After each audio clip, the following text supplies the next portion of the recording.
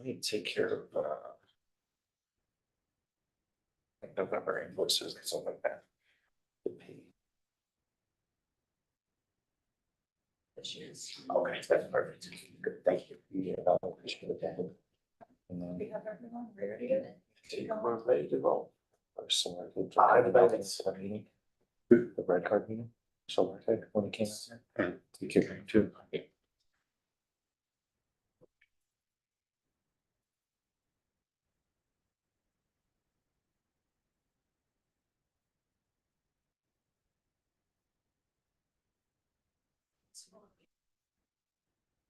Now, some folks will be joining on Zoom.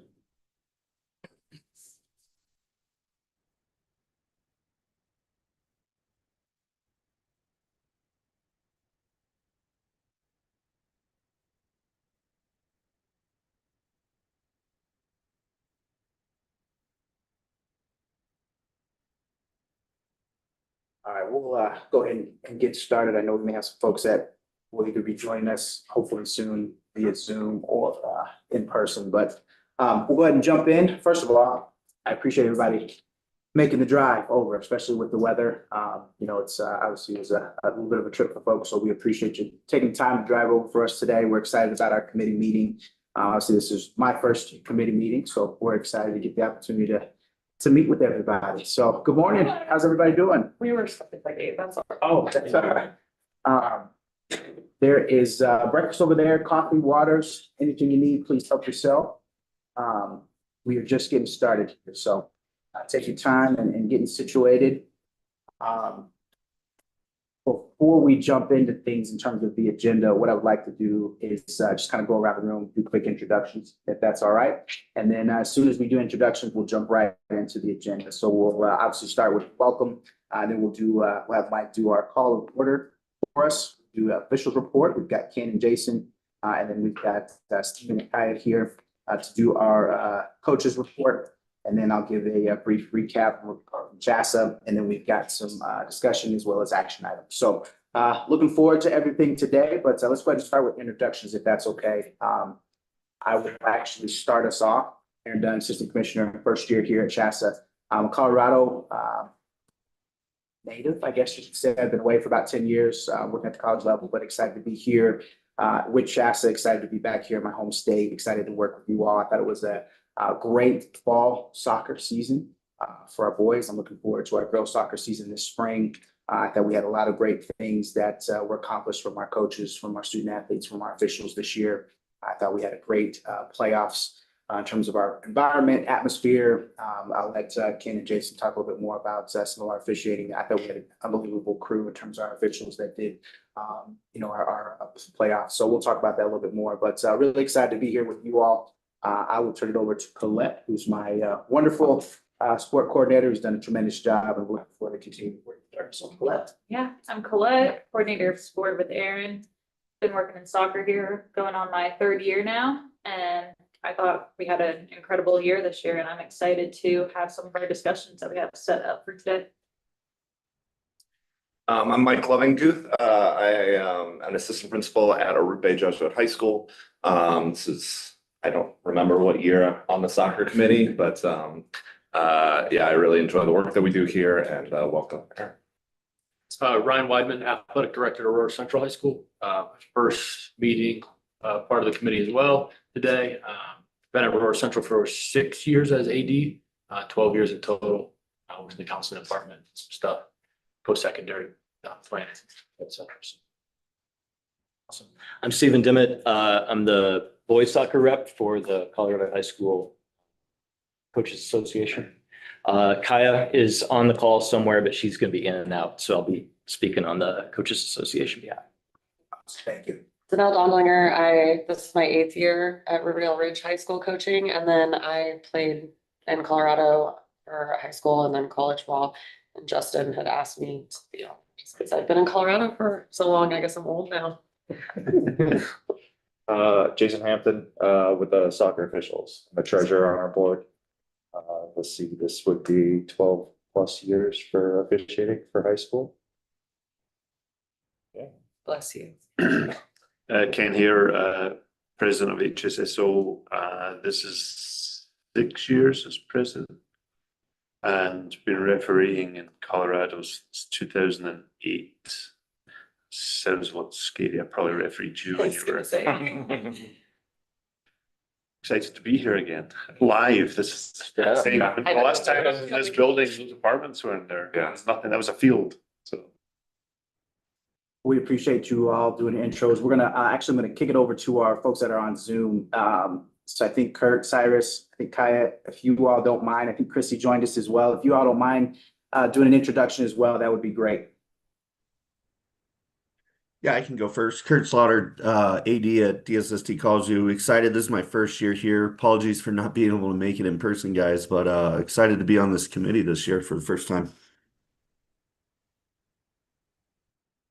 Thanks, Kurt. My name is Cyrus. I think it's my third year here. I'm with the Fossil Girls, and yeah, just excited to be here. Sorry I can't be there in person. I'm in California visiting family, so, but I'm out of the snow, so I don't mind. Thanks, Cyrus. We appreciate it. Bring some of that warm weather back with you from California. Done. And Chrissy, if you're able to introduce yourself. Sure. Hi, Chrissy Steigerwald, Thomas McLaren School.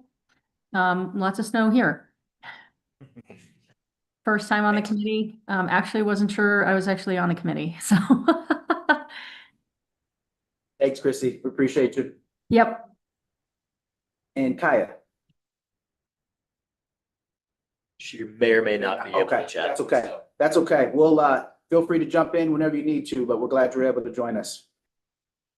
All right. So again, I appreciate everybody joining us. I know with the weather, it's a little bit of a tumultuous drive, but a couple of reasons we wanted to do this in person. One, obviously, this being my first year, getting an opportunity to spend some face-to-face time with you all. I know we've had hopefully a chance, not everybody to interact in person, whether it's through soccer or other things, but really wanted us to get a chance to meet in person. I think the other piece too is just kind of the conversation dialogue that we're able to have in person sometimes is elevated. So I appreciate everybody taking the time to do that. It's also good to see Danelle too. Side note, Danelle's mother is one of my all-time favorite teachers. I have in middle school, walked throughout middle school, so a cool connection there. So it's good to meet you. All right, so we'll jump right into the agenda. I walked through it a little bit earlier, but before we start with the call to order with Mike, are there any additions to the agenda that we feel like that we should add?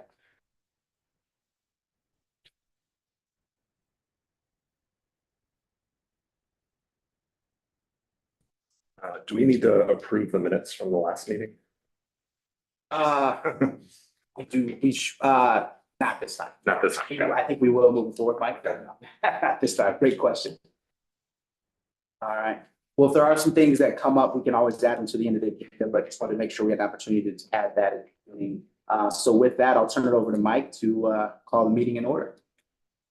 Yep, I call the meeting to order. Thanks all for being here. I don't know if we need to vote on that, but I'll kick it over to Ken. right. Good morning. Real quick, Ken, is the meeting streaming? It's Got a, on the live portion. It's listed under football. I would just checked. So Is it the football? yeah, Okay. so it's a different link than the one that you Okay. sent out. Is it really? Yeah. I just got a question from a coach, so. Okay. If you go to the main YouTube page, you can click on the logo and it's live, but it's listed under the wrong title. Okay, Oh, now it's listed under the right title. Okay. thank you. How about that? Sorry. Mitchell, what should I say for live Live streaming? technical diffidiffities, sorry, yeah. Ryan, I've been thanks doing for, that. I done my hair this thanks for morning. changing that for us on the fly, Ryan. We appreciate you doing that. But Stephen, thanks for bringing that up. Appreciate it. All right, Ken? All right, well, from referee standpoint, I think it was actually a pretty calm year compared to some previous years. Just judging by the number of calls and emails and videos I was sent, I think we actually had a pretty good year. In terms of numbers, we currently have 466 referees statewide. When I took over in 2019, I think we were somewhere in the high 200s. We got more, it kind of dipped on after COVID, and we've steadily built that up. I think at the end of the spring season for the girls, we were up to about 480. So we typically, lose some referees, we pick up some referees. We have been actively recruiting referees from our college chapter here, from NYSOA, and then obviously encouraging, the younger referees, just graduated from high school, going into college, so that kind of 18 to 22 age group, we've been, actively recruiting them. And when we get one of them, we try and get them to bring their friends, and we assign them together, and it definitely helps. That's something we've done over about the last 6 years. So definitely as a group, we're getting younger. We still have a lot of older refs who, are getting close to retirement age. So we've got to kind of backfill those with the younger kids. Looking at the state as a whole, we've been pretty successful all over the state in attracting referees, with one exception, that's Colorado Springs. We're still struggling to recruit referees down there, and that's something we need to address. Obviously, as an organization, HSSO, we rely on US soccer for a lot of our training. You have to be US soccer certified even to start in high school now. So they do a lot of the heavy lifting for us, and then we take that and we build on it. Obviously, the NYSOA and the college chapters provide a lot of education as well. So that's why, when we try and attract those refs, or the refs we have, we try and get them to that level with that training. But we certainly are putting some resources into recruitment and training, much more than we used to. We especially want to do more of that in the mountains and the Western Slope, because it's much easier in the Front Range. People live closer, there's more resources here. We have a new area director in Area 3, which is Grand Junction, right over to Gunnison. She's a college ref. She is, she's picked up the mantle, and she actually she was running the clock at the 2A semis up in Gunnison, Lauren. So we've got a lot more activity going in the mountains, because we don't want to be sending crews up there for playoffs. We want the refs up there to be coming down here and doing playoffs. In terms of playoffs, I think both the spring and fall season playoffs were relatively smooth. Quarterfinals, semifinals, finals, those are virtually all college referees, with one or two exceptions. And in fact, the boys 5A final, those of you who are familiar with US soccer, all 4 officials on the 5A final were national referees, and we've never had that. So those are almost like semi-pro refs who are doing Rapids 2, they're doing switchbacks, they're flying to California to do semi-pro games. So that's the kind of level of referee we're managing to attract now, which I think bodes well. And because we have that level of referee, that helps us recruit younger refs, because they see what's happening, say, hey, we want a part. Red cards, I think, is on the agenda for later, so I'll skip that. But as I mentioned, there was less off-field issues. The last couple of years, we've had a lot of incidents of referees leaving the stadium or leaving the fields and being approached in parking lots. And there were a couple of those, but way fewer than we've had in the past. So that's a good sign, but it's something we still need to be aware of and need to make sure that, hey, if there's been a heated game, those officials need some kind of admin support, between leaving the field to get to the cars, because that's where all the bad stuff happens. In terms of, just to give the committee a heads up on the topics to be addressed, I think overtime is on the agenda, so we'll talk about that later. One of the reasons we've been so successful in recruiting over the last 4 years is the pay scale adjustments we put in place 4 years ago. And it was a 4-year cycle. It was a pay increase, and then it was a 3-year plan of a $5 increase each year. That ends this season. So when we get to the summer, there's nothing in place for the next cycle. So we'll need to address that if we want to, continue to be ahead of the game. That pay cycle got us I think from 43rd in the nation as a state to somewhere in the 30s. But it also brought us into line with club soccer and proportionately with college soccer. I mean, nowhere near those pay scales, but proportionally we were in the ballpark. We don't want to lose ground there. So I think it's something we've got to address in terms of both recruitment and retention. Couple of other things just to throw out. One thing we may want to consider is, especially in the boys' season, is a 3-man JV crew. Some of the boys' JV, especially at 4A and 5A, a lot of those games should really have 3 referees, not 2.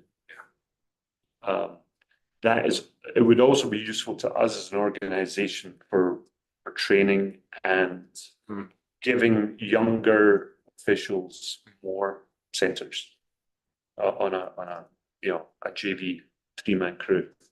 As opposed to training a 2-man crew, which isn't really equivalent. No, it's Yeah.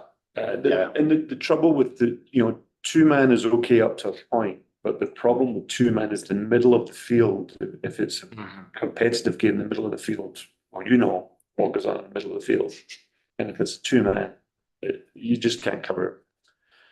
and that's even at the highest level. If Jason and I are doing a 2-man, we still can't see everything that goes on in the middle of the field. So it's definitely an issue. One other thing, and I know this has come around before, yellow card accumulation. And maybe we hold that for the red card discussion, but that is, at the moment, there are no consequence for a yellow card if you only get 1 yellow in a game. So in a 15-game season, you could have a yellow card every game. There's absolutely no consequence whatsoever. Final piece for the committee and also for anyone that's on the live stream. The NFHS rules survey came out December 1st, I think. So that's live. And I think on there, I haven't gone through it myself, but there is some proposed rule changes and they're looking for comment. So I'd encourage people to take a look at it, vote with your feet on what they're asking. I did have a question for our refs. Is the college impact of the seasons changing going year round coming up into effect, going to affect the officials that we're going to retain for high school matches? It will affect them in as much as they'll have less availability in the spring than they had before, but their fall availability should be better. Okay. Because if they spread it across those 2 seasons. Okay, that makes sense. Thank you. But it also takes one of our recruiting tools away because we tell there's some referees only do college and fall. They're like, well, in the spring you should just do high school, keep yourself fit and shape and sharp on the game. So I mean, there's college games. There's pros and cons. Okay. Yeah. But yeah, it will definitely impact things. Okay, but we'll still be able to field them then. Oh yeah. So one of the things we find, most games in high school are played on Tuesdays and Thursdays. I mean, disproportionately. There could be 50 games on a Tuesday and a Thursday and only 10 or 11 on a Monday and Wednesday. So those are really our pinch points, and college often plays on a Thursday. So Thursdays can be really dicey.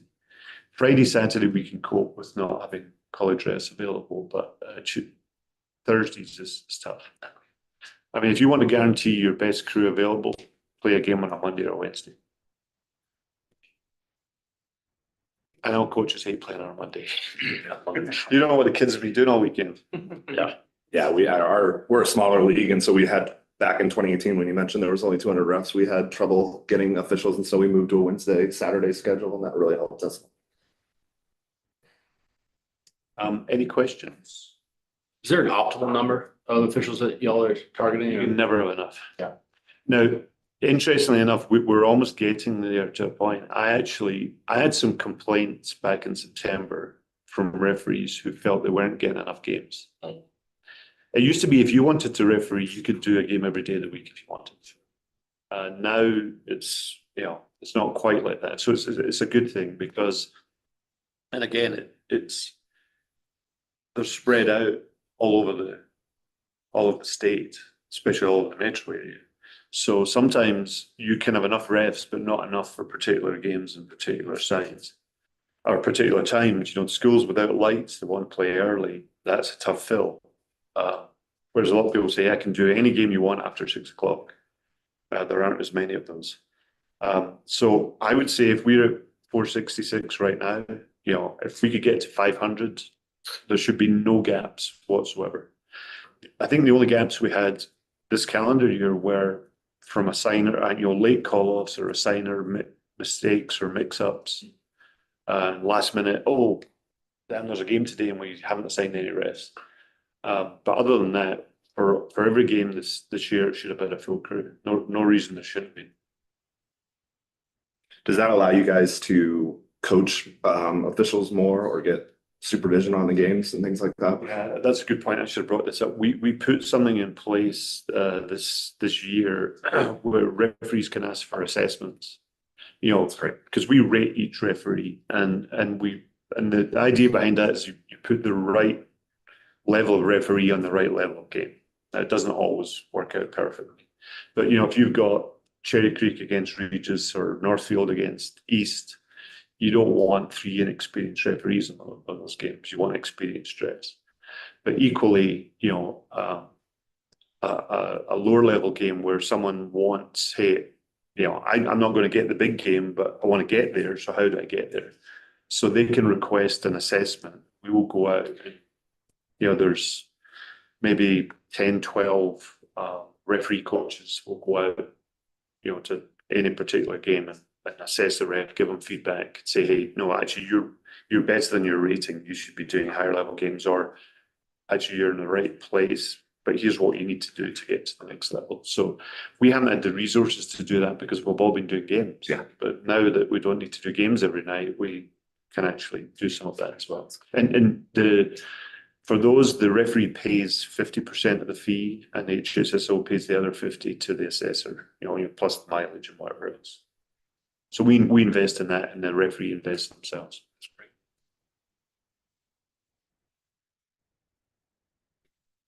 Any other questions for Ken? Anything from the Anybody online? Any questions for Ken? And then also, folks online, feel free if you have questions or anything, just feel free to put it in the chat as well. Well, yeah, like I said, I've seen tremendous growth in the officiating skill level and just the ease of getting officials. So I really appreciate all the work for the last 6 years from the officials organization. So thanks so much, Ken. Jason? Adding on to some of those things with Ken. So our membership, right?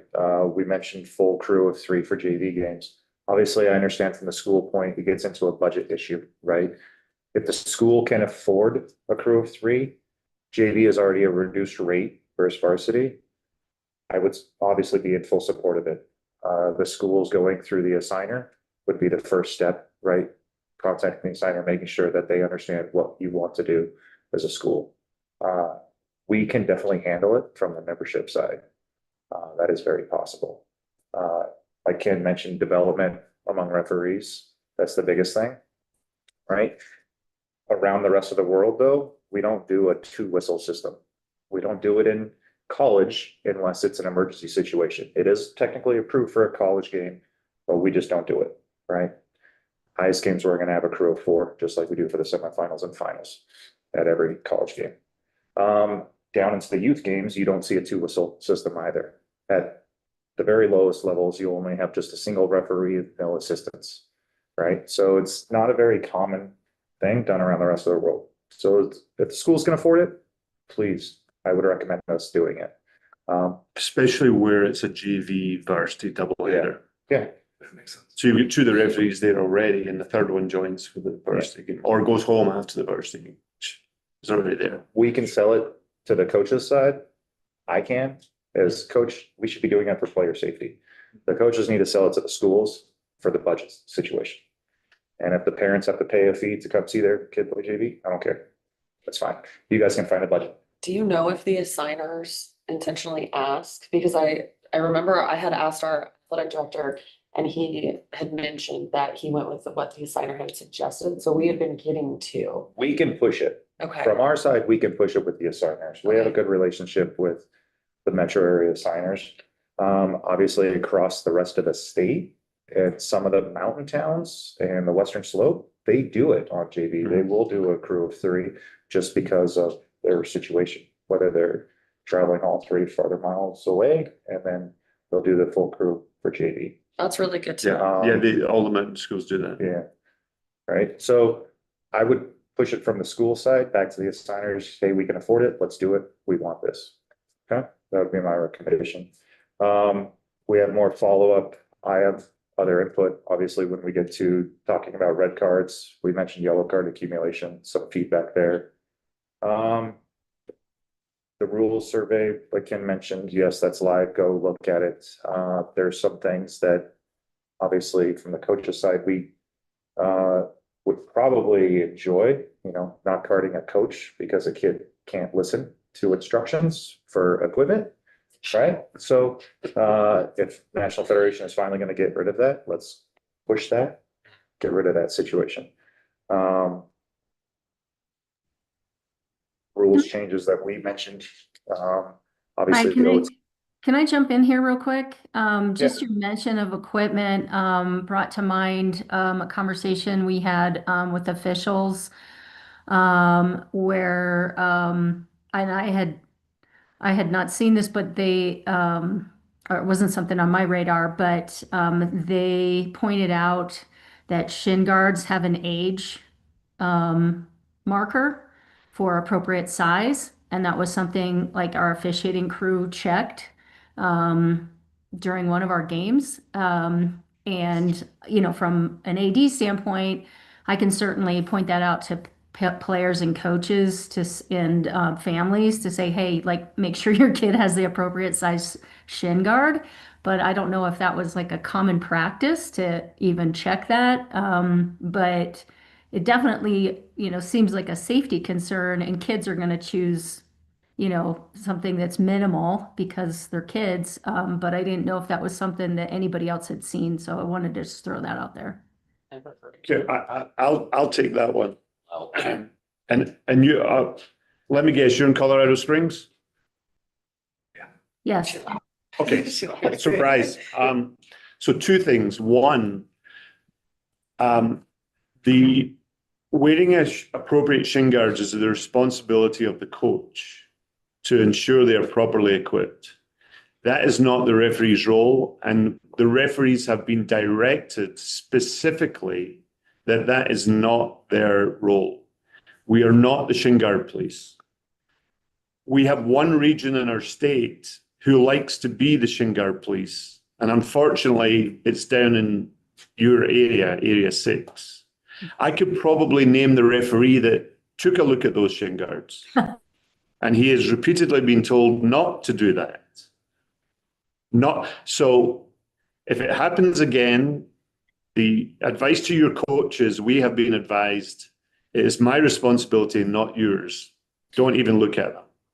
Because if you think about it, especially inappropriate in the girls' season, if a male referee is asking a player to remove a piece of equipment for inspection. No, we don't do that. That's the coach's responsibility.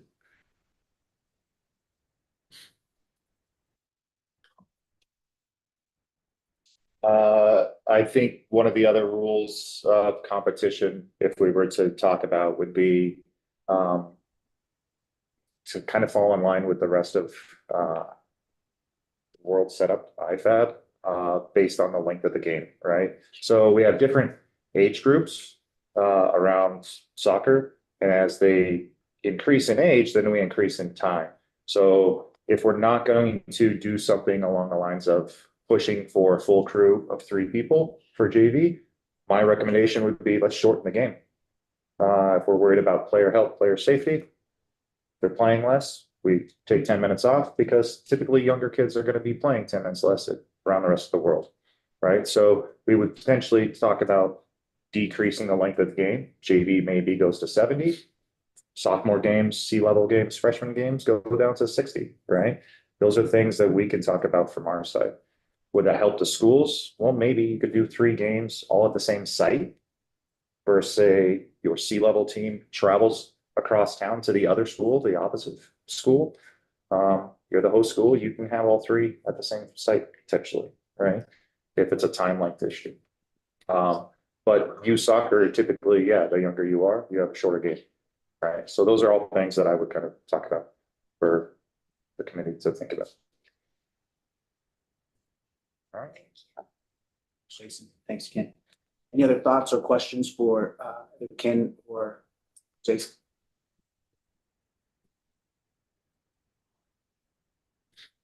Thank you both. I appreciate that. Item number 4, Coaches Association point, or Coaches Association report. Just kind of 3 updates. Good news is, just across, the Coaches Association, membership is up, it's rising. I think a lot of that has to do with, schools and school districts, and even booster clubs being involved in kind of getting packages for their coaching staffs. That helps connect more coaches to, insurance liability or liability insurance, education opportunities, things like that. So I think that's been really positive. So, things to put out there to the districts that you work with. It's really helpful. This last summer, we did the All-State games down at CSU Pueblo. Yeah, Danelle was coaching one of them. That's awesome. And that was great. And so we're going to be pushing here in the next, for the boys right around these next few weeks and maybe into the start of next year for coaches to nominate their graduated seniors for those games in June. I thought it was great last year. The site was great. The kids had a very good time. It was a good opportunity for coaches to connect. And so, yeah, the site, I'm not sure where we're going to be this year. I know we're working on that. But yeah, that's something that's growing and I think is a really positive thing for kids. And so if there's coaches listening to this, please start nominating your players, whether or not they were all state with CHSAA. It's another opportunity to recognize kids. The other thing, major change coming for us is we're moving the soccer coaches clinic to January. Our attendance in August for, I think, a variety of probably personal reasons in the summer was just not very good. And the track clinic has always been a well-attended one. And so we're moving that to January, the weekend before the Super Bowl, where I guess nothing is happening. That's why track does it then. So, coaches can be looking to their emails for information on that coming from Kaya and myself on some of those opportunities in January. And we're hoping that helps coaches connect with more opportunities to kind of boost their knowledge and hear from high school and college coaches. So those are the big 3 updates from us. I guess I can kind of give you the heads up on probably some of the questions that are going to be coming from coaches in the next year. I think a lot of them are going to be around max preps. Just the heads up there. Already kind of, that's part of the conversation of, we know that that's, a pretty solid ranking, but it's a less transparent ranking. And so that's what I've heard from coaches, it seems to be as transparent as the RPI was. This seems to be a little bit in the opposite direction. And so I would anticipate a lot of questions on that. Certainly that's a topic of conversation out there. Accuracy aside, it's just kind of knowing how to interpret those rankings, I think is one of those things that's going to be coming up a lot in the next year or 2. What's the date of your coaches clinic? Is it January 31st? 30th and 31st. Yeah, 31st is going to be Colorado Soccer's AGM. So that there will be a lot of coaches at that. If they're club coaches as well. Yeah. That's Colorado Soccer AGM. Okay. That's Saturday. Thank you, Ken.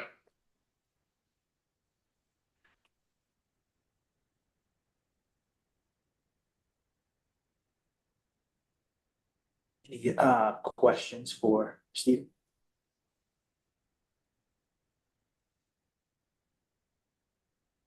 All right, thanks, Steve. Thank you. Appreciate that. Number 5, Aaron. Got a few things that I'll just talk through with the committee. First thing is just kind of a postseason recap. So, starting with our 5A quarterfinals all the way to our championships, it was a great postseason. We felt like it was a great postseason in terms of competitiveness of the games. Obviously, officiating was a great piece of that. Our coaches were great. Our student athletes were great. We had great venues. I'll speak to a couple of those here in just a minute when we talk about semifinals and championships and even our quarterfinals for 5A. Great venue in Inglewood. Very appreciative of their partnership. But I think just overall was really pleased with our postseason. So when we look at all the way to the state championships, we only had 2 number 1 seeds make it to the championships in terms of 5A with obviously Ralston Valley and 4A with Mullen. But so I think we saw some, I wouldn't necessarily call them upsets, but I think we saw some folks that, really kind of rose to there were some upsets, yes. But, and then some folks just, with our 3-4s in terms of 2A and our 3-4 matchups with 3A as well. So I was overall pleased with, I think, the competitiveness of playoffs. I think the other piece from a venue standpoint, I think the venues worked out well. I'd love to get feedback from you all as well in terms of our venues for quarterfinals up to the championships, and we can spend some time talking about that as well. Participation wise, or excuse me, attendance wise, we're still waiting to hear back from Switchbacks what our final number was for the championships, but 5A quarterfinals through semis for all of our classifications, we were at about 6,400.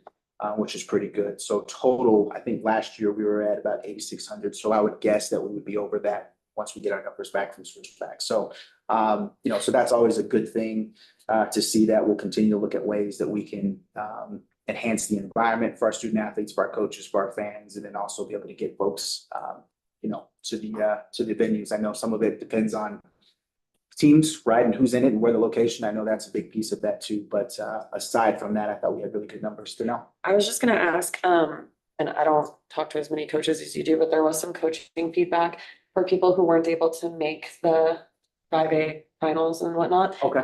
When they go into overtime or when they go into penalty kicks, something like that, the NFHS timing times out, so people aren't able to see it. Really? And so if you're watching the match and it goes into overtime, you're like, because it goes to the black screen and it says event has timed out. So I don't know if there's a way to just preemptively set those an extra, I don't know if an hour is necessary, but just for families that. Yeah, an hour would be good because it takes a while, If that's possible. unless we reduce overtime. Yes, and You would need a full hour. Well, let's find out. I don't know if it's possible, but I did hear feedback about that. There was a lot of people who were like, I was trying to watch the game and then it timed out. Yeah. Okay. And we had quite a few overtime games, so that's definitely for all of our sports, but particularly for soccer. So that's which we'll talk about overtime. But no, that's great feedback to know. I appreciate that. We'll definitely work with NFHS. It's great. So that's kind of, from a postseason standpoint, but just really pleased, great environment, a lot of excitement, I think, around at Switchbacks and Widener Fields seems to be a really good venue. I know we did get some feedback from some coaches in terms of, our championship. We had, Ralston and Regis, and I think there were some questions why those 2 Denver metro area teams had to come down in the Springs, but there's obviously we set these venues far in advance and we don't know who's going to be in it. So, but in terms of what we look for, it is a elite level venue for soccer, right? And that's what we're looking for in terms of where we host our venues. And so it seems to be a great space. Logistics are good for the most part. Right? There's some things we can work on, but I think most of all it's good. So any other thoughts, feedback in terms of Widener Field, Switchbacks, any of our other venues for our playoffs sites? I just had one little question. Sure. It's just something to kind of put on the radar from coaches. In the past, there have been some years where I think the girls' finals 2A, 3A are played on one night, and then the 4A and 5A are on a different night. 2A, 4A, 3A, 5A. Thank you. Yeah, but there's a split there. And it was not a planned thing, but that also happened for the boys a year ago, and mainly because that massive venues venue change is, I guess, Switchbacks. Switchbacks 1 and played in championships. Which is amazing, but yeah, it kind of shook things up. And I guess there was the question of, is that possible for the boys in the future as well? Because that 9 o'clock final for 2A is it's very, very early for a championship event. So maybe just something to put on the radar. I don't know how that works with the venues that you guys schedule, but that did come up in a little bit of the feedback. So. Yeah, it's great.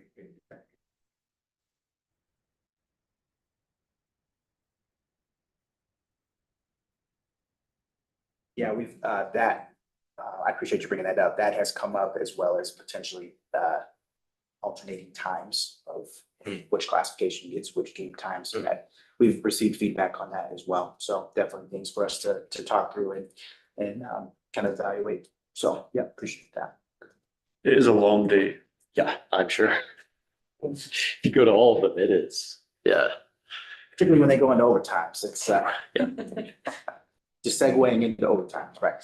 All right. So the next thing that I'd like to just kind of talk through was earlier this fall, we had an opportunity to meet with the committee, a small group of coaches, administrators. I think Ken was on the call. Jason, were you on that call? Or Jason was on the call. I know Stephen was on the call as well. Mike was on the call too. Pretty much everybody in the room was in the call, which is good. But really good conversation in terms of really looking at sportsmanship kind of in the broader sense, but more specifically red cards, yellow cards, ejections for boys soccer and really what that looks like. And kind of identifying some key concerns, some things to move forward with. So some of the concerns that came from that group were abusive language, behavior towards officials, towards other student athletes, towards coaches. That was one of the big things that was a concern. I think the other piece is kind of differentiating between the behavioral cards versus technical sport specific. I think that was a big part of the conversation. Some differences in potentially the tolerance of maybe some of our officials in terms of how much they tolerate from abusive language, behavioral things, that sort of thing. And Ken and Jason, feel free to jump in and elaborate further as well. And then kind of varying accountability between coaches who are faculty in working in educational settings versus those who maybe aren't. Maybe they're more of club coaches who aren't in those spaces, and kind of their approach and response to officials as well as student athletes. That was a big part of the conversation. In terms of concern, I think the other piece was just kind of rule changes that are going on in different organizations associated with soccer and how that can maybe influence, or how we are seeing that influence maybe some of our officials and things that they're calling. Or I know at this point was brought up during the meeting about there's certain rule changes that are, I think, encouraging officials, if I understand this correctly, to be less tolerant to language and abusive behavior. I think that was one of the things that was brought up. But so those were some of the key concerns that were addressed in that meeting. From a takeaway standpoint, we really talked about the importance of the pre-game meetings between the officials, the administrator, and then the coach, and then potentially a student athlete, if maybe the captains, but making sure everybody's on the same page, making sure that there's clear communication, making sure, from an emergency situation standpoint, that's talked through, making sure that the official says, "Hey, coach, I only want to hear from I only want to hear from the head coach. I don't want to hear anything from assistants," but making sure that communication happens, not just between the coach and the officials, but also the administrators as well. I think the other piece, there's definitely a need for us to collect more data along the lines of our red cards, yellow cards, accumulations, comparing them to other states, comparing them to other levels. So at the college level, I know we had specific numbers in there of what we see versus what we see at the college level. I think college level was like 1 for every 4 games, right? And then I think we're seeing in Colorado, it's like 1 for every 6 games or something like that. And we can dive more into the data later, but just kind of getting more data for us to be able to look at, compare, and see what we need from that. So that's something we'll continue to work on. Then the other piece is, exploring and evaluating the accumulation policy. I think that was another piece. And then also potentially stricter repercussions for red cards and things like that. So those were all things that were discussed. And then kind of the last piece to that, the last two pieces would be enhancing education for our coaches, for our officials, administrators in terms of de-escalation training and things like that. And then I think the last piece was just making sure we have defined roles for our officials, for our coaches, administrators. So one of the things that we've talked about a lot of, and Ken and Jason mentioned it was better this year, but kind of off the field incidents, right? So if we have, we should have an administrator on site to make sure that the officials get to their cars safely. So, I think those are some roles and expectations and things like that we can work on clarifying. So, I had a question on that because I highlighted that when Ken was talking. What do you think led to less off-field issues? Do you think there was more administrator support? Yeah, probably less on-field issues. Oh, really? Okay. Because, I mean, they're connected. If it's a cam game and nothing bad has happened, no one's all upset after the game. But, if little Johnny's had 2 yellows and been sent off and his dad's an idiot, he wants to confront you in the parking lot, then that's what happens. But if admin's there, they can, they can head that off. But if parents are real idiot, even an admin there is not going to help. Yeah. That's then becomes a police issue. Yeah. So yeah, I mean, I think better performance on the field leads to less stuff going. But sometimes, the referee's made a perfect call, and it's still going to happen because, the fans or whoever's doing the bad stuff, they just don't understand. Johnny falls over, it must be a foul. And it's just the way it goes. I think though that as long as the red card thing is not taken out of proportion, to me the big difference is red cards in a girls' season versus red cards in a boys' season. That's where the big difference is. If you take the technical, 2 yellows is a red or a dog so red card, then you come to the behavioral ones, and that's the ones that need addressed, which is referee abuse, coach abuse, just language. And high school is stricter than club or college in terms of language. We've loosened it. I mean, an inadvertent foul language is a yellow.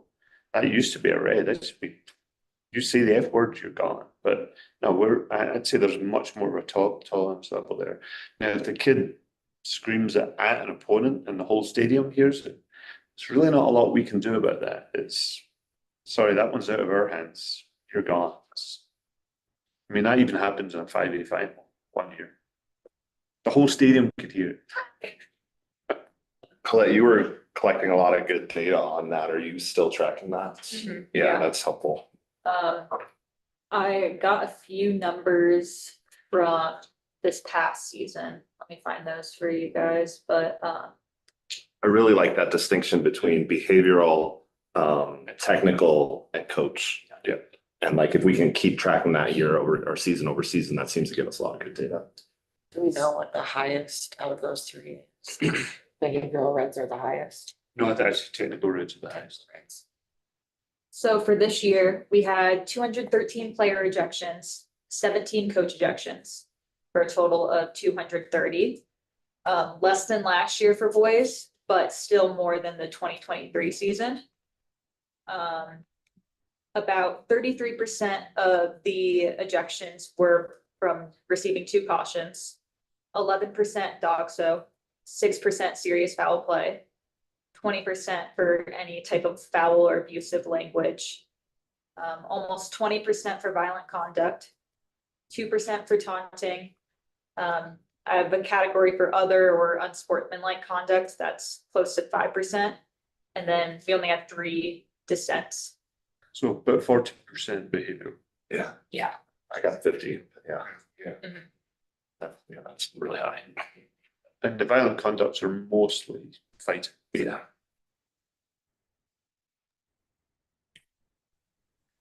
So that, that the data is going to be really helpful for us. So we will continue to collect that. We will also we'll bring that group together again to kind of talk through this season. And we really want to make it an action committee. So I'm surprised those of you on the committee action committee, so that we can really put some initiatives in place to address some of the concerns that we're looking forward to continuing to work with that process. So anybody else that was in the meeting or on the committee, anything else you want to add from, things that played out during the course of the year? I know we talked through some of the data, but anything else anyone wants to add? I think I would just emphasize,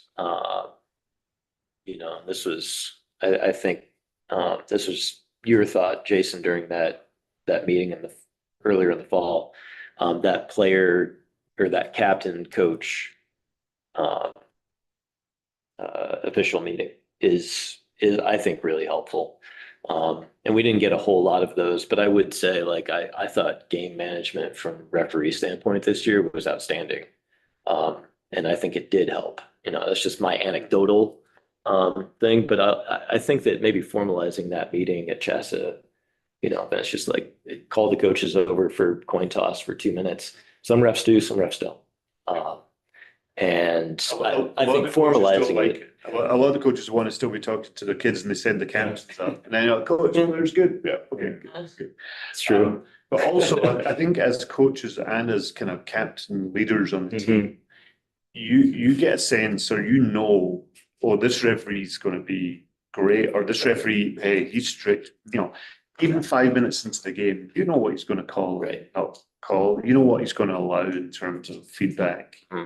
So that's where you have to be smart and say, well, this guy is not going to accept this, or Right. if I keep going the way I'm going, there's going to be trouble. And if the captain knows that and the coach doesn't know that, you may have yourself a kind of a weird situation. Yeah. So Okay. that would be, I think, if we're looking for action items, I think that'd be a it's simple good. one that goes a long way. I think that should do that. And that's really something we've talked through this at some of our other sports too, that really should be happening across all sports. So obviously an opportunity for the officials, the coaches, team captains, but really, obviously, the administrator being part of that conversation, potentially an athletic trainer. So if there's an injury or an emergency situation, that everybody's on the same page of what's supposed to occur. So that really should be happening, in all honesty, across all of our sports. And, I think from our coaches, if we can continue to communicate that with our coaches, of that being an expectation, and with our officials too, and same thing with our administrators, I think that would be really important in making that a consistent thing. And one of the things I've heard from, whether it's our ADs or our coaches, is when there has been issues, it's been that kind of that miscommunication of just that perfect point, right? Or maybe it was communicated to the captains, but not to the coach, right? Or vice versa. So I think that communication will be really important and helpful with the consistency of those meetings. So I don't think the policy has changed.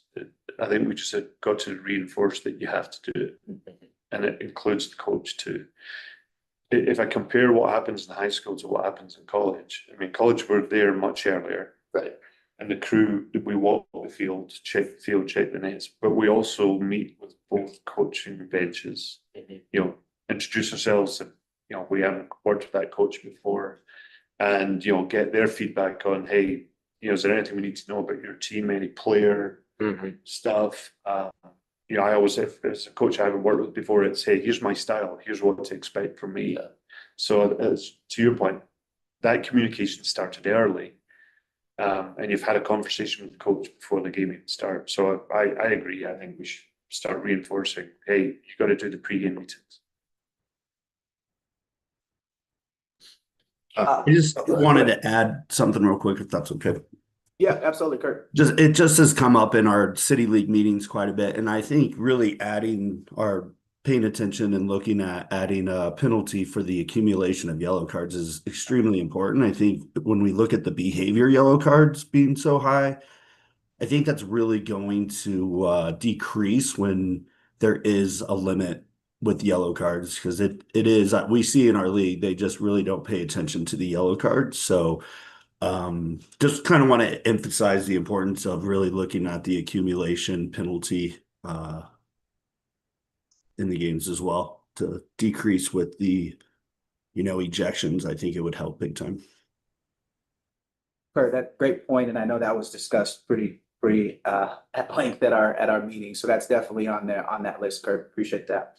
Is that gonna then come out of that action committee that you talked about, or is that what you think? That's the hope. Okay. Yeah, that's the hope. You know, we really, that's a great group and there's so many different perspectives that we really want to capitalize on. So we don't want it to just be a kind of, hey, let's get together one time, but we want it to be an action group that puts forth some initiatives to really address these concerns. So.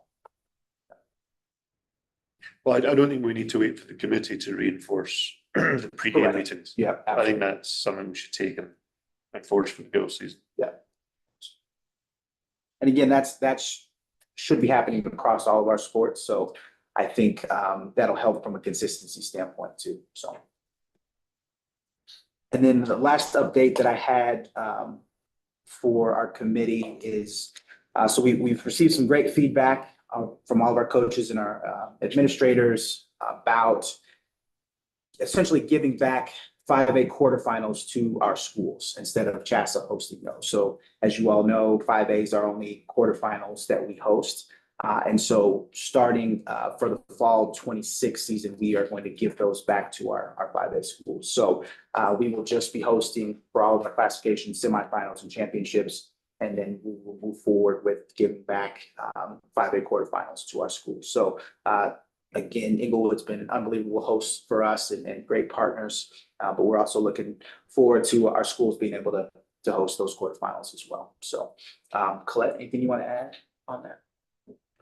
When we look at the schedule, we should keep an eye in case all 4 classifications all have their quarterfinals on the same day. Yeah.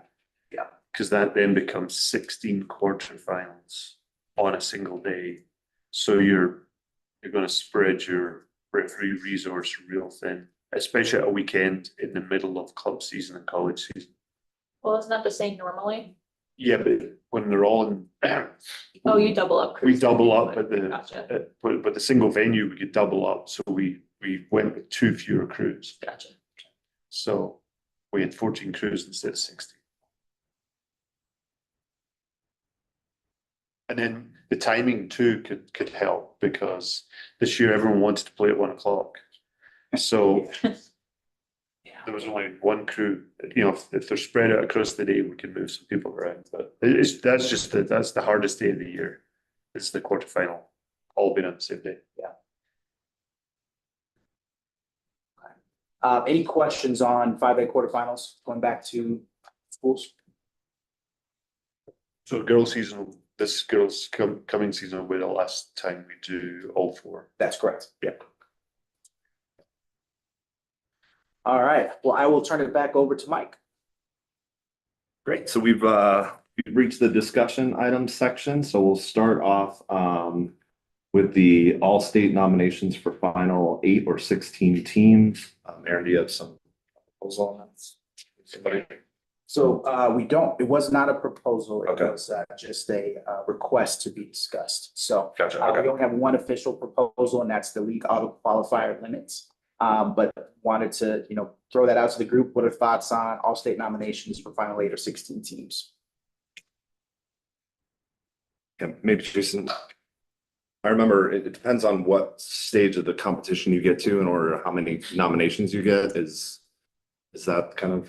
Well, so this year was a little bit different because CHSAA managed the voting. And so I'll just kind of give some of the observations that we saw this year. Forge Christian and 2A made the championship game. I think lost in penalties. Lost after penalties. That's okay.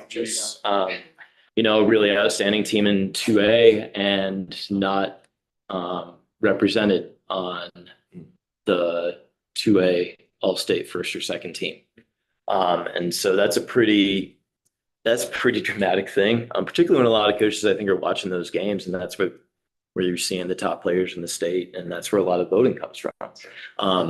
The same thing was happening a little bit in 4A, where and certainly in 5A as well, where, there were some players that I think coaches were looking to vote for and they weren't on the list. And so I think, how we remedy that is I think a decision for CHSAA, but what I think helped in the past years when the Coaches Association was a little more involved, was, coaches were invited to nominate additional players as they went through the tournament. And that helped to kind of even out some of those things. Anecdotally, I was looking, where's Greeley Central's goalkeeper? He played awesome in the semifinals, and because he wasn't on that all conference list, for whatever reason, we don't know what happens across the different leagues across the state. And honestly, like, those are really different voting methods and really different mechanisms for getting kids on the all conference lists, and different numbers of kids as well. That might be, offering extra nominations to coaches based on the playoff bracket might be a way to even out some of that issue and make sure that we're recognizing all those kids. Going through that, I don't know if there's any way to create some sort of basic uniformity on the different league nominations.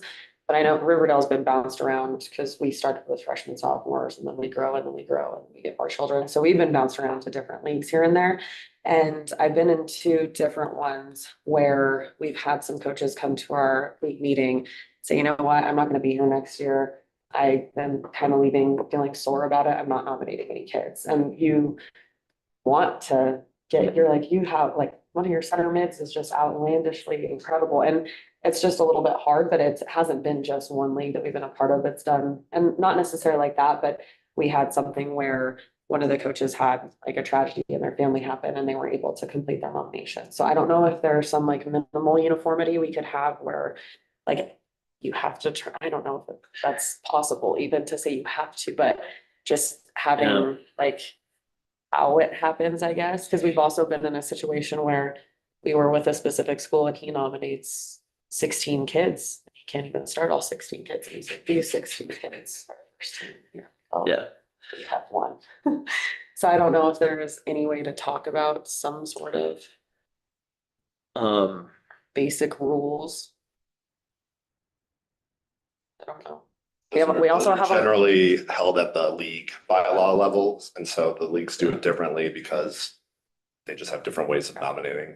And we also have, I mean, I know some coaches aren't able to make meetings half the time, so Yeah. I don't even know if it's possible to talk about, but I think some kids unfortunately get shorted in the adult world of not pulling through Yeah, sometimes. and I mean, you're going to run into nomination issues regardless. A coach could miss the All-State nomination for the same reason. But I think maybe it's something we could really, really push hard to league ADs and things like that. Hey, these All-State or these all-conference lists are really important.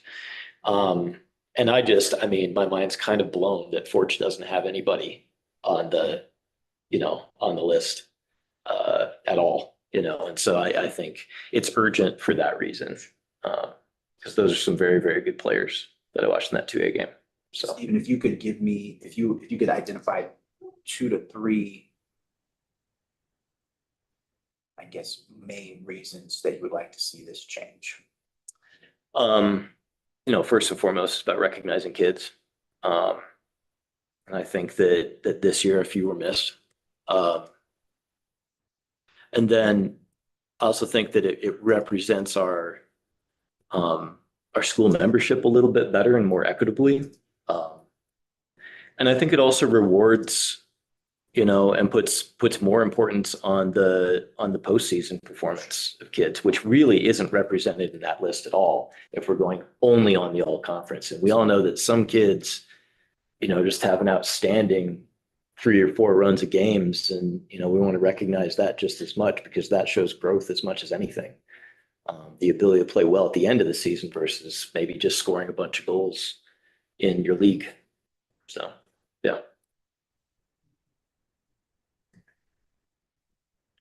We're actually going to talk about this, I think, in a little bit as well. But one thing that came up in our end of season coaches meeting, one of the biggest debates and almost close to arguments is the fact that kids were being nominated that only played 2 or 3 games in the season, that played on club teams. And we had a kid nominated for player of the year who only played, 5 games out of the entire season. And that was just something I don't know. I want to throw out here for this committee to discuss as well. I don't know if that's an issue in other leagues, but that definitely was, a point of contention in the city league in the season meetings at all 3 2A, 3A, 4A, 5A levels where kids were being nominated that really didn't play an entire season. Yeah, I think we are going to talk about that. Yeah, we've definitely got that on our agenda. Talk through, yep. Stephen, thanks for bringing that up. I think those are great points. Great opportunities for discussion on that. So I appreciate that. All right, well, let's jump to the next one on here. So reducing overtime to 10 minutes each instead of 15 minutes. So it'll be 10 minutes each and then okay. So and I know now you've got some kind of additional thoughts on overtime as well. So actually, Ken and Jason, do you want to kind of dive into that a little bit from the reduction piece, and then Danelle, do you want to share a little bit about the other side? So obviously we got rid of overtime in regular season, which followed NCAA. NCAA overtime is 10 minutes. High school in Colorado is 15. My actual initial thought was even more extreme than going down to 10. What I would like to see, which I know it's not going to get through, but just where I was going, if a game ends in 0-0, you go straight to kicks. If they can't score a goal in 80 minutes, what makes you think another 30 minutes is going to help? If it's a scoring tie, then they get to play overtime. That's what I would like to see, but I know that's not going to fly. So to be consistent, we think we should follow what NCAA does, 2 10s, golden goal. One of the reasons that overtime was eliminated in regular season was that the stats showed that 58% of all games that ended in a tie also were a tie after overtime. So 4 out of 10 games actually had a goal. Obviously, in playoffs, you have to have a winner. But again, playing 2 15s, so playing 30 extra minutes on top of 80. And if a team is progressing through the playoffs and they go to overtime every game, they're just worn out by the time they get to the next game. So same for the referees. The referees are doing another 30 minutes on top of the 80 they've already done. It just to me says, why would high school play longer than college plays? Yeah. From the NCAA side, right? 4 years ago, NCAA got rid of the golden goal and went to the full 20 minutes. 2 years ago, they went back. So we're now in a 2-year rule cycle for NCAA, where golden goal is back. Obviously, it provides excitement for the teams, the crowds, everything, right? So yes, support the idea of golden goal. That's still okay. Obviously, weather elements can always play a factor in that. The coin toss sometimes determines that situation. So obviously there's some unfair situations there, but if we go down to 10 minutes, that also follows the rest of kind of US soccer and the youth game, right? Only with a 90-minute game in youth soccer would there be 2 additional 15s played in their entirety, play the full. They don't do golden goal under IFAB laws, right? So the younger age groups, U15s, U16s, they play an 80-minute game. They have 10-minute overtime. So they play the full 20 minutes. So if we want to keep consistency, we need to go down to 2 10s. If you want to keep consistency among CHSAA for high school sports, for college sports, and keep golden goal, no problem. But 10 minutes is where we should be at. Personally, this season, I can tell you one of the teams would have been into kicks rather than losing on a golden goal, because it was under 10 minutes to go in the second overtime when they lost. So.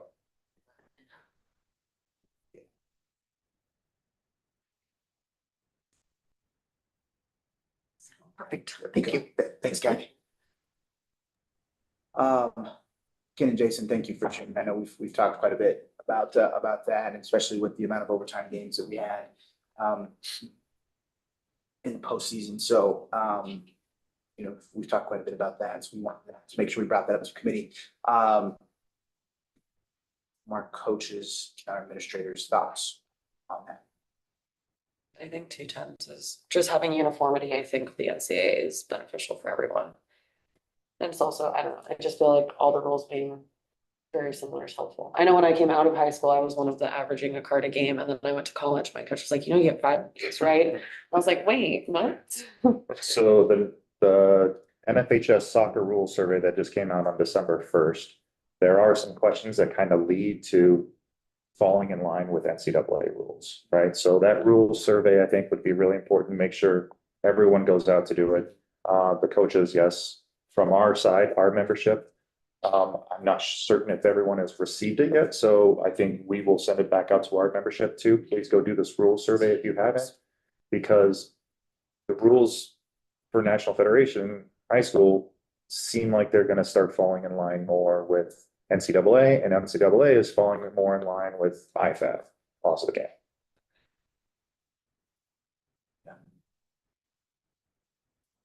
Except for Division I NCAA, which Division I name wants to do their own thing. It's a whole different story. Stephen, thoughts on that? No, I mean, I think the biggest thing is, honestly, if you're coaching a game and it's 10 minutes or 15 minutes, it's gonna be the worst quality soccer that you're gonna see all game. Just because, legs are tired and all of that. I think the biggest thing is, if we can come in line with NCAA, that to me is the thing that makes the most sense. And also, if we're playing 240s, it doesn't make sense that we're playing more overtime than a team that's playing 245s. I can't come up with a logical reason. So, yeah. And I know I would assume most of us or all of us are on the same page, but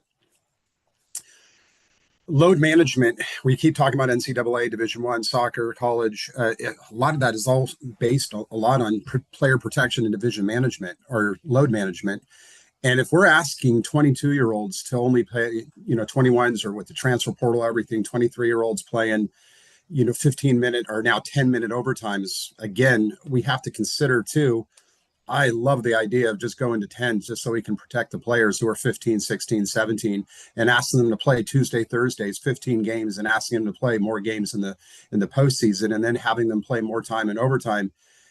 We just, at some point, it transcends the game of, hey, what's best for the score. It also goes to, how do we protect a 16-year-old's body from not just training 5 days a week, but then playing on a Saturday and then racing the log that many miles. And then I just think we need to keep things in line and keep them safe. Yeah. Thanks, Iris. Appreciate that. Other thoughts from our administrators' thoughts?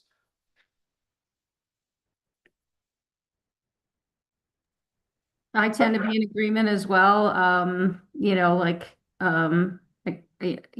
it's not great quality soccer. Kids are already tired. I think shortening overtime makes sense.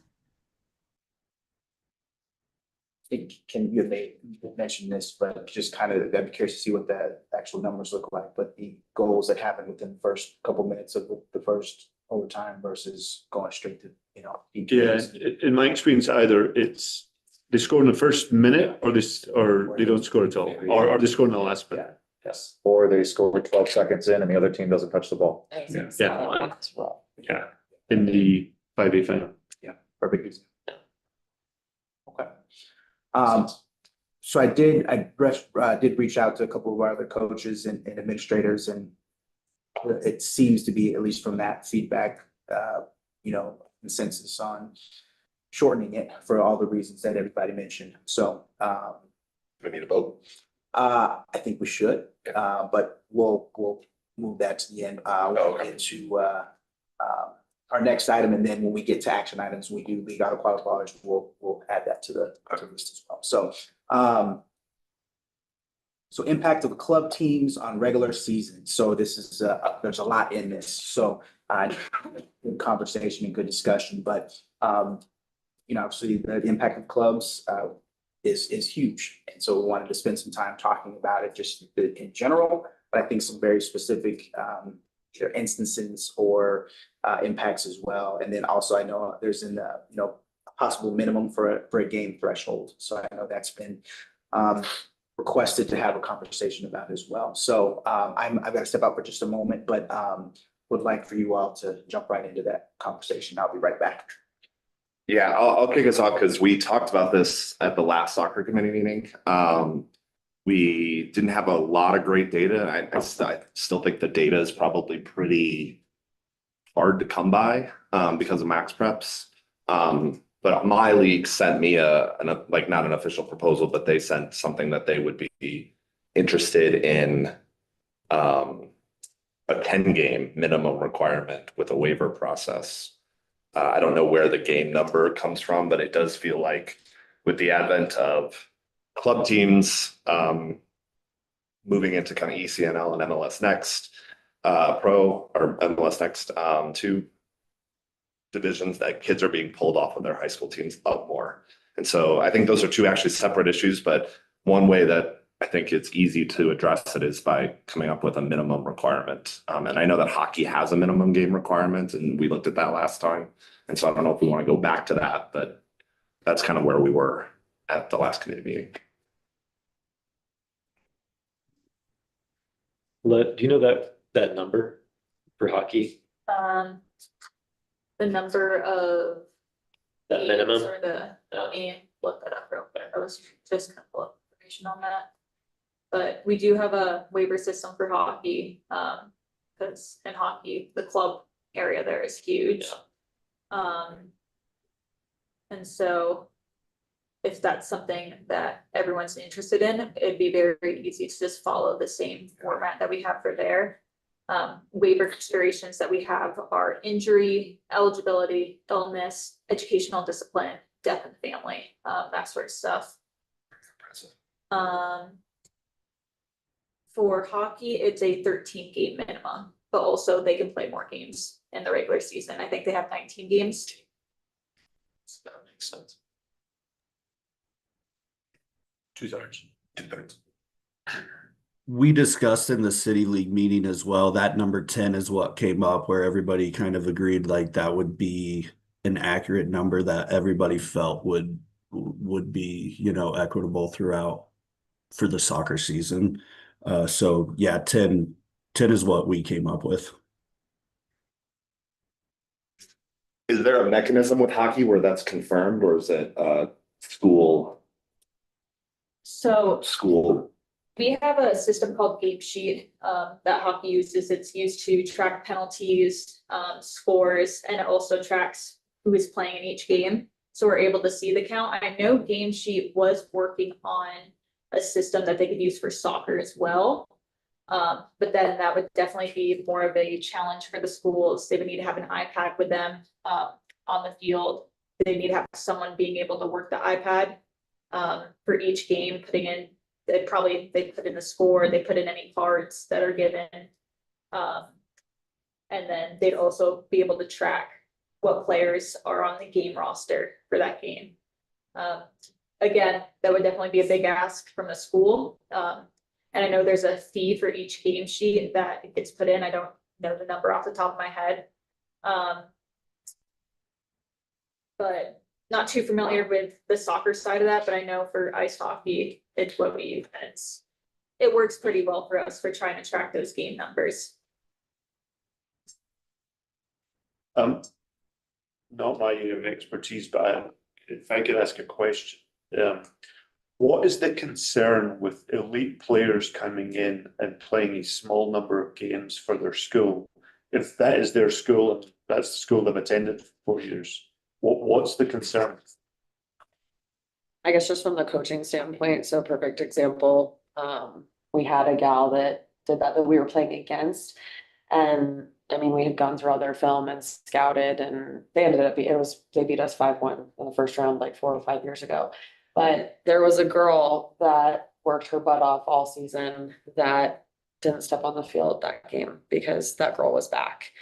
And just from like being I teach, so just being a kid person, I saw that girl crying in the corner and I had scouted that girl and I knew that girl, and I don't know why she didn't play anywhere else on the field, but I went over to that girl after and I was like, you can count on an all-state vote for me. I think you're a phenomenal player. I'm so sorry that happened to you this game. And she didn't play the next year. And it just, from being like a kid person and seeing like you work your butt off all year for this, and then for somebody to come in just because like we always talk about SEL and like mental health stuff, it just for the kids that it impacts, it's great for the kids that I'm not saying, I mean, we have some MLS next gentlemen at our school and we have some boys that can come and go as they please kind of thing, but just for the overall, I guess, culture and health of the kids that are on the negative side of that, it's pretty rough. I mean, I totally get that, but that to me sounds more like a coach issue than a player issue. I hear that, and I don't have any of those players, so I can't be like. So it's how the coach handles it. I hear that, talking to some of the gentlemen who did have some of those girls, it becomes a political nightmare of you're battling the parents of my kid has shown up to every single practice. They haven't missed a single practice. They've done everything, every part of your expectation. This gal has come to very few practices. They have not done any of the expectations. And because they're better, you're playing them over my kid. And you can say it's a coaching thing, but then the coach then gets pinned in between both parents, gets brought into the AD, gets brought into the superintendent. And that's not a very fun part of life. The other kind of thing that falls in it that I've seen is, I mean, the Broomfield, you can look at the Broomfield semifinal from 2 years ago. That outside left back, I think that scored the own goal on him.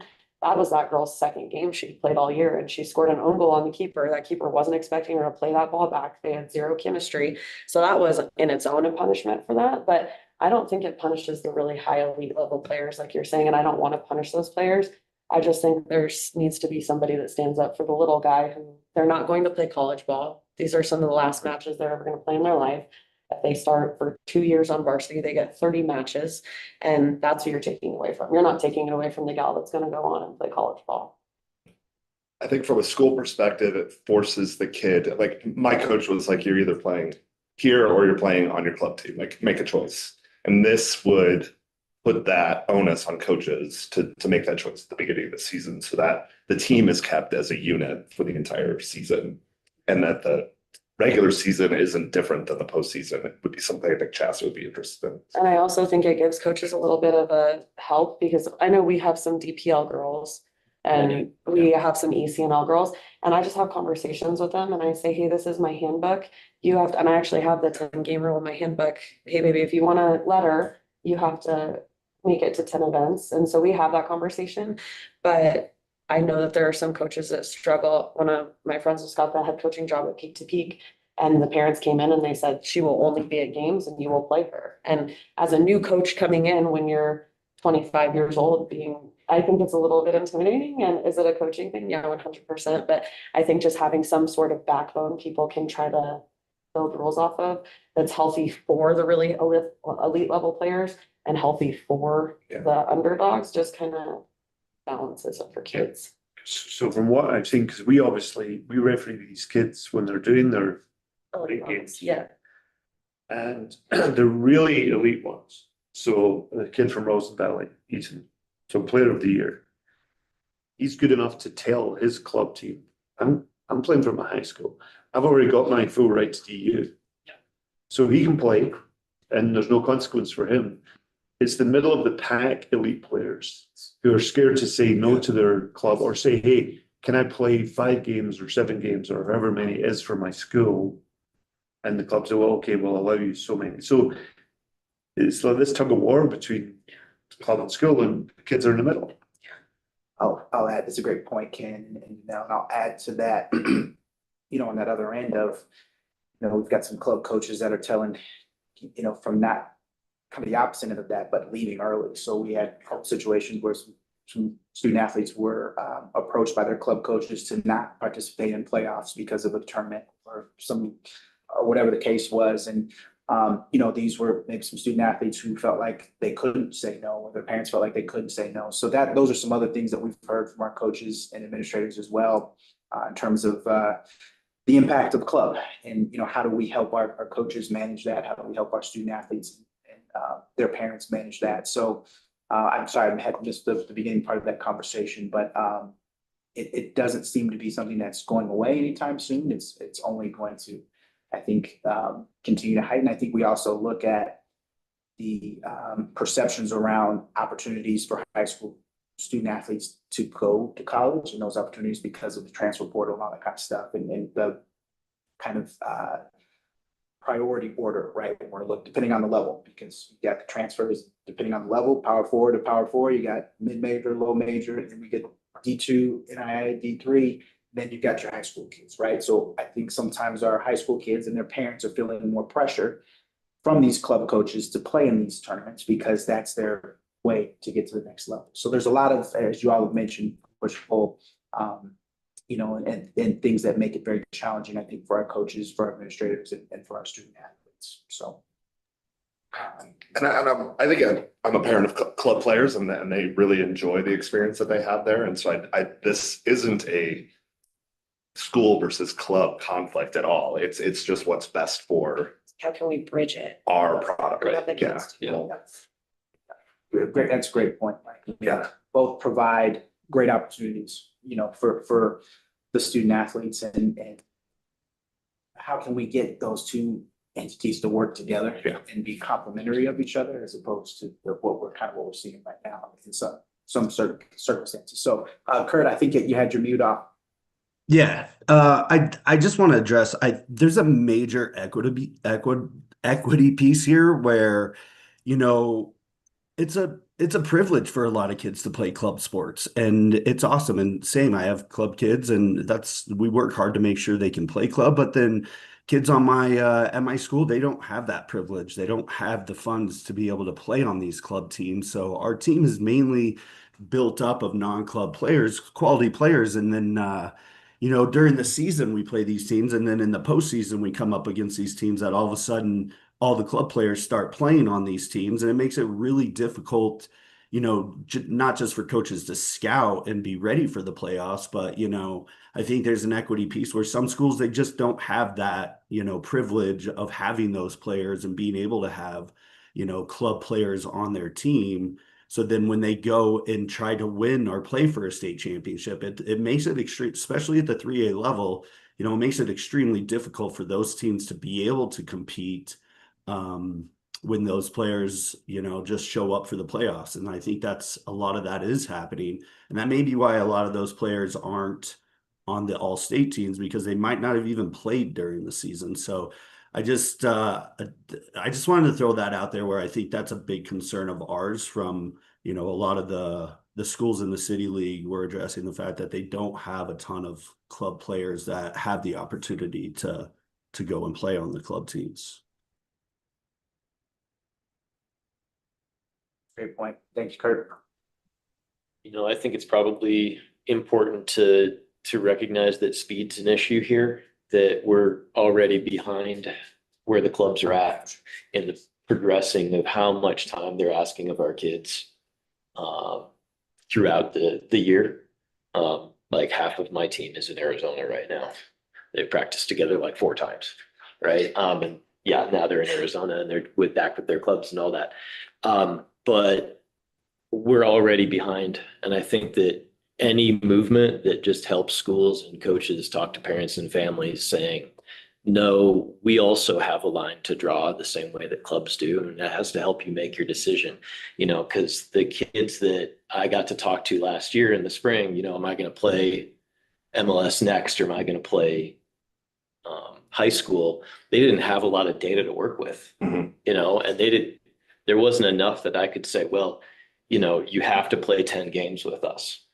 Can you make that work? Yes or no? And he would have had to say no. That said, some of his teammates were able to do that same thing that you were speaking of. And they're like, well, I'm good enough to just say, if you want me on this team, you're going to let me do this. And we can't stop that, but we can say, there's a hard number here. And that helps every conversation with every stakeholder. So I think, is it something that would have to be adjusted? Maybe, I don't know, but we got to start somewhere. And I think if we don't start immediately, the club's only expanding. It's not shrinking. Yeah. So those are our thoughts, I If I think. if I can interject here, I mean, I definitely am in agreement with this. I think it's wrong for teams to recruit club players just for playoffs, for all the reasons cited. That 10 minimum game threshold is 2/3 of the maximum number of games possible. What if you lower that down and say one more than half? So either 7 or 8 minimum games. I mean, 10 is a lot. Kids could miss for whatever reasons, but to say you have to play at least half the games of the regular season doesn't seem like, does not seem like a big ask to me. I think the 10 with the waivers, because to your point, like something could happen. And I think all the reasons Colette read off earlier, I think all those waivers sound like good ideas that people could turn in. I don't know how that process works, but I'm assuming it's not super awful and rigorous. On my side, it's a little bit. On your side, but it's like say like a kid is coming off an ACL tear and they wanna play their senior night or something like that, and they So wanna. all they would need to do is, we have like a little online form that they fill out, the coach or the AD would fill out the form. Okay. And then after filling out the form, they would also need to submit proper documentation. So it would be a doctor's note of, when the injury happened, and then the doctor's note of them getting cleared. If it was like a injury like that, if it was something due to, eligibility or educational, then that would be a note from the principal or their counselor or something like that. Okay. So that's not outlandish to ask the people. So what happens if the club player gets injured on a Saturday, as a sprained ankle? He's gonna miss 3 games that next week. Do those 3 games count towards his eligibility because he's injured and he can't play? Does he have to have a waiver for that week? Yeah, I think that those technical issues are like, that's why you lean on something like the hockey rule, because it's already been implemented. And that's where, we're not gonna solve all those around this table. What if again, I mean, we're not going to solve every problem here, but, I also think about goalkeepers. They may or may not hit a minimum. And what if it isn't necessarily played in the game? What if it's more like this player was in attendance on our, because honestly, like if they're on the bench, yeah, it's not like Yeah, with I'm our gonna hold him out. So what we have is they Yeah. need to be eligible on the game roster in uniform and on the bench for all Yeah. 3 periods. Okay, So that includes goalie and backup goalies. okay, So, for hockey, you can have a maximum of 20 players on your game roster.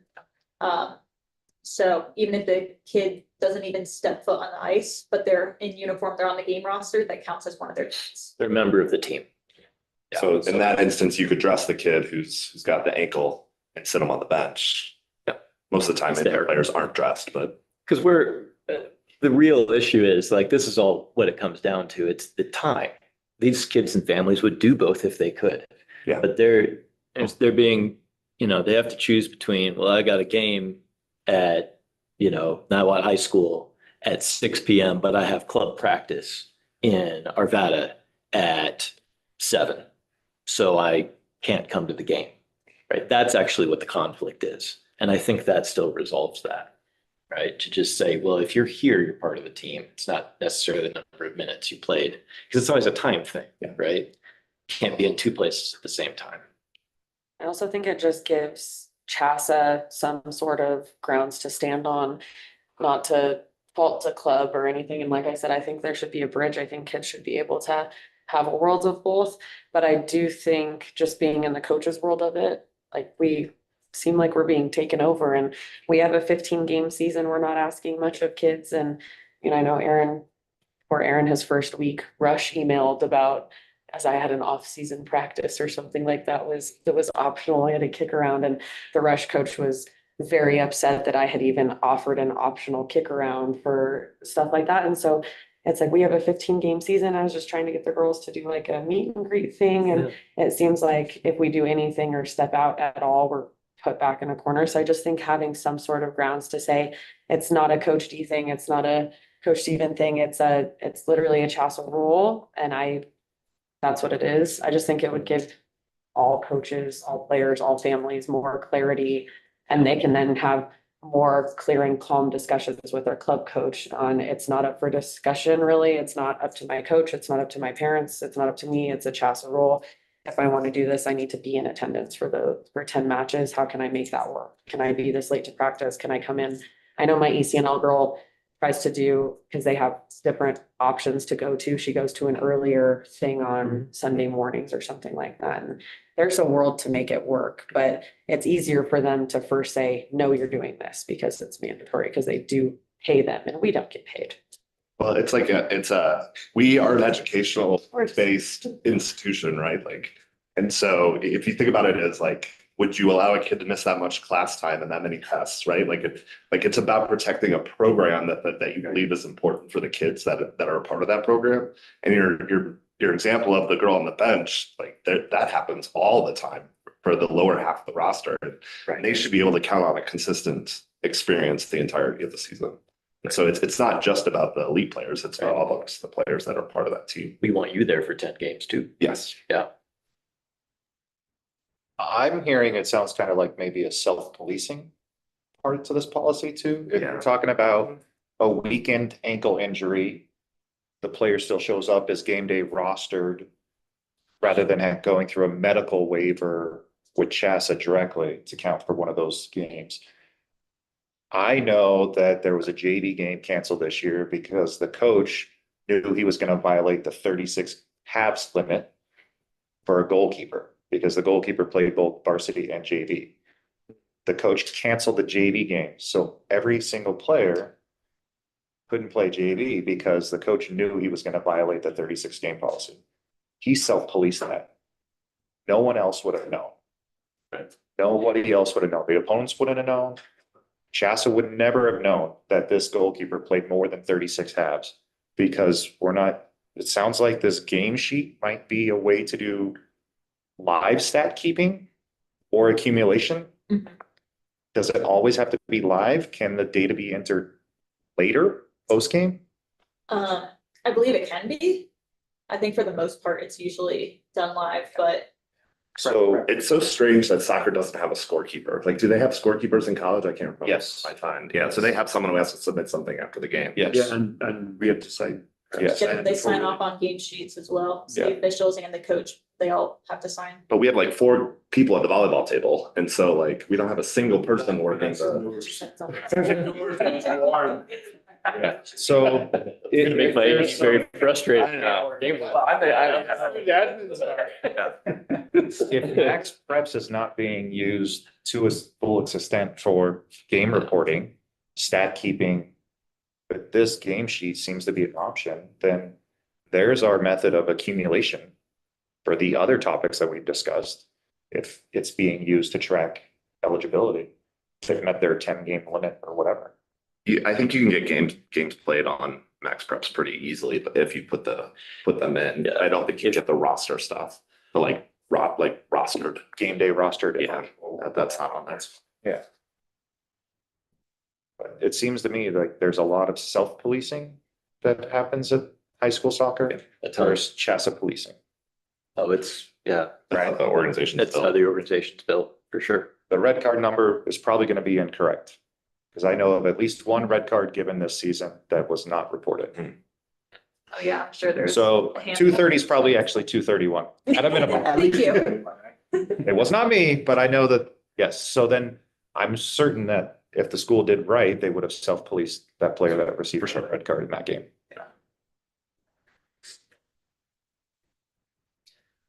So obviously, great conversation. I believe this has been something that's been brought up at previous committee meetings as well. It sounds like we still probably need to have some continued conversation around it, maybe with some feelers out as well. So I'm going to keep it on the conversation list. And then if we need to come back to it in terms of an action item prior to LC, we can do that. But I'm going to keep it as a discussion item for now. I do want to move us to, Mike, if you're okay with us moving to the, actually, I'm turning it back over to you to move us to the auto qualifier limits.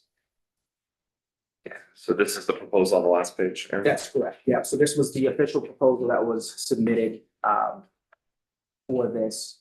So really adjusting soccer automatic qualifier, the minimum, so increasing it to 5 You know, they put the rationale in there.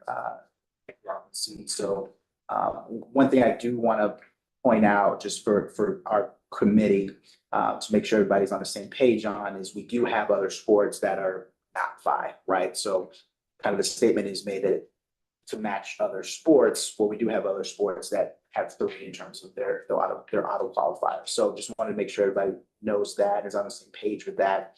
But essentially, you know, winning the league outright for that auto qualifier, moving it up to five instead of just three. And then there would be one auto qualifier for a division that's got more than one, or a league that's got more than one classification. And then they feel it'll make the winning the league more significant. There'll be fewer bumps out of the playoff contention in terms of a higher ranking. So anything else anybody want to add to that justification or rationale for the proposal? Just make sure that I'm tracking. What was the number? Three Yeah, but 3 teams in a league to get an auto. regardless of. Yeah. So 3 teams, yes, you're absolutely correct. Yeah. So they're proposing us to move that up to a minimum of 5 teams instead of 3. So 2 things. One is this, does this supposed to say soccer proposal, or because it says field hockey right now, or is this coming from? Yeah, it should say soccer. Sorry about that. It should say soccer. Yep. Okay, and then what happens for leagues that have like mixed classifications? If they have like 2A schools and 3A schools, for example, like in the Tri-Peaks League, they have I mean, do they I mean, I know there's not often that the league winner isn't in the top 16, but I guess I'm just curious as to how this might be applied to leagues with mixed classifications. So leagues with mixed classifications, it would just go down to the individual classifications. So let's say you have a mixed league that's 4A and 5A. You have 3 teams in the 4A league, and then you have 5 teams in the 5A league. So under this proposal, the 5A league would get 1 automatic qualifier from those 5A teams. The 4A league would not get any, since they only have 3 teams in that classification for the league. And speaking from that, we're the only 4A in our 5A league. And we just do our darndest to work our butts off during season, and we're okay with that. And I'm clear with the girls and parents on that, and there's no problems. One thing I've seen is, like, because our girls basketball has qualified through the auto qualifier before, is that first round playoff game is not really that fun. But even though you've made state, it's, you know, it's 100 to 20, and I'm sure that happens in soccer too. It's 10-0. And so it is a carrot to qualify to states, which is great. And that's usually a team's goal in that situation, coming from a small qualifier. But it's often not the most fun game in the world for either team. Sorry to come back to this. I just want to make sure that I'm on the same page. So if our league, the Colorado League, gets 5 teams total, 3 of which are 5A, 2 are 4A, are we saying that nobody would auto qualify from our league now? Correct. Okay. So it's not so much that it's an automatic qualifier. Should size minimum of 5 teams in a league. It's a not minimum of 5 teams per classification in a league. Yeah. Correct. That would probably be helpful to put here, just to clear up that confusion.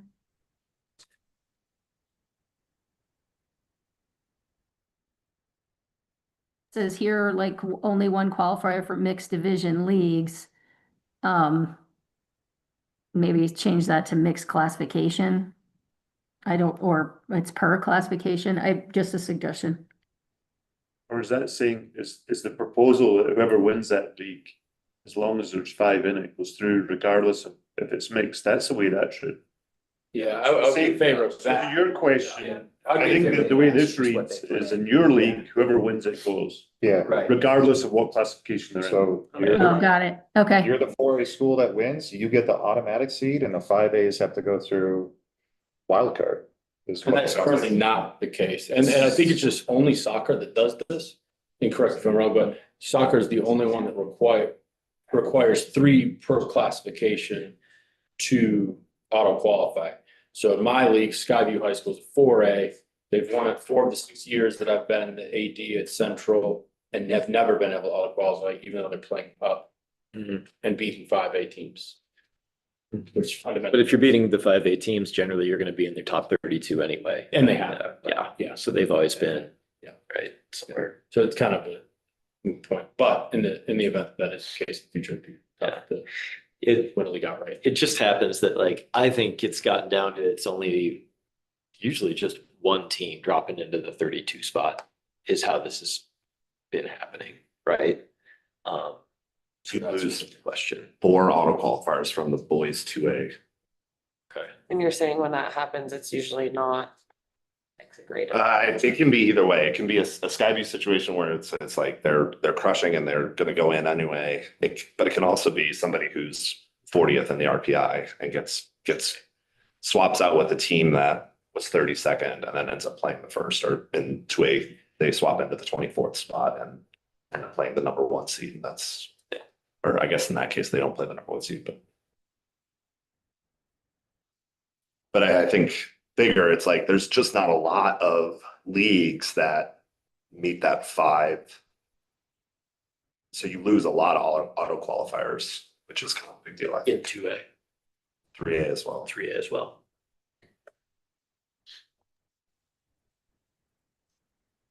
In our mixed leagues in the 2A, 3A for the city league, yeah, the auto qualifier has been a little irrelevant because those teams are already in. Most all those teams are already in those top 32. So we looked at it this year. We talked about, so we have a East and a West division, and both have 2A, 3A. So we looked at putting everybody in one division, which means there'd be almost 14, 13 teams in that league instead of the 2. So we were going to look at trying to get those 2A teams an automatic qualifier, but they're already getting into the tournament anyways, or they're not. So just coming from our league, it hasn't been very relevant. Those teams are either in or out anyways. I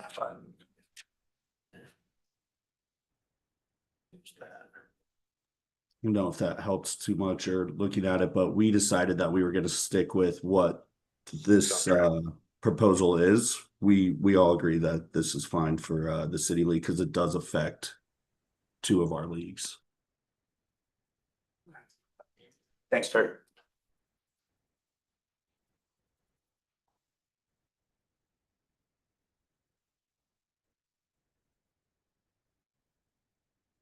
Any additional thoughts?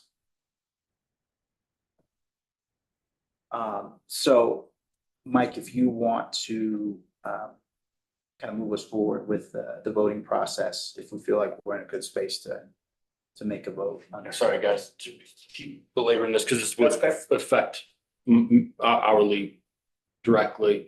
What other sports have a required per classification minimum? Do we know? Or classification then. So like this vote ultimately was going to take, as far as we've operated, the incentive or the goal or target would be to maintain 5 schools in our league to maintain solvency, maintain being a league and being able to auto qualify for things, having a per class minimum or necessity. I guess I'm not sure that there were other sports that had that or it required that. So I guess what I'm trying to say is that we've always had schools auto qualify, regardless of classification. We've always been a mixed league. But to then remove that auto qualifier, I think would be tough. And I just didn't know if there's any other sports that do that, or that you're required to have X amount in that classification to get that auto qualifier to get the AQ. I'll have to check our other sports in terms of non-specific to the 7 that we have. So I have to check on. And then how many does this like typically impact per the season? I know like you said, it was what, fourth this year? Well, that was just the one division I was looking at. Right. Yeah. Like, how often does that happen? Yeah, so in our league, we have 3 schools in 2A, and 5 schools in 3A. And so it's, the mixed classification thing is, I think, the tough part about this. That those 3 schools that are in 2A, they end up playing basically a round robin to qualify to state, which, from a competitive standpoint, could be fine, could be awful. Right. And so, but at the same time, like, I could see that's how you get representation. Right. Yeah. Mike, on 2A, did you get any feedback on the new format of moving to 24? Yeah, actually, Christy maybe should jump in on this because she mentioned mid-season how many, so I got to word this correctly, schools that were previously under the 3A count, so schools with over 300 students, were now considered 2A. How many they were adding to the playoffs, and I collected a lot of data on that just by going through Max Prep, so it's not super great, but it doesn't seem like those schools were represented when I looked at it. That said, there were 7 larger schools in the quarterfinals of the 8 teams. There were 7 schools that would have been 3A under the previous size limit. I was more on the 24. Yeah, because remember when it was 16, you used to do the kind of Friday, Saturday, and get right to, your basically your semifinals. Yeah. Whereas you had a first round, the winners of the first round game played a school that got a first round bye. So it was a new format. It was an extra round. That's right.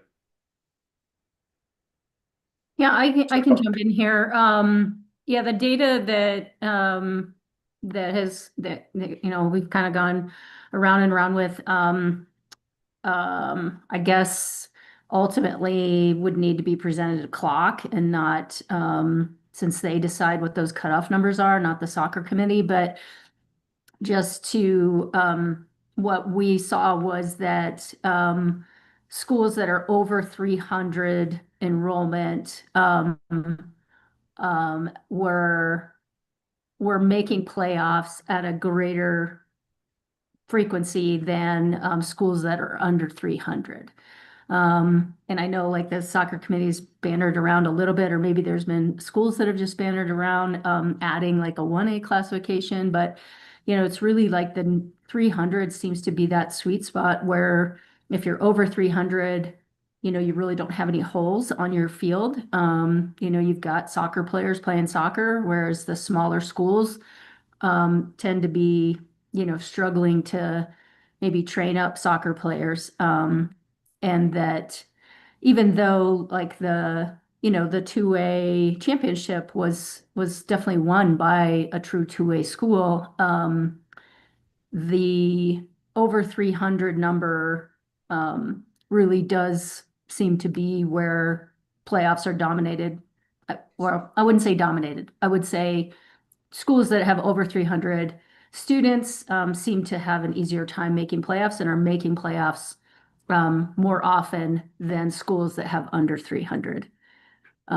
So the data that I got anecdotally in polling people, it was hard to get feedback from coaches.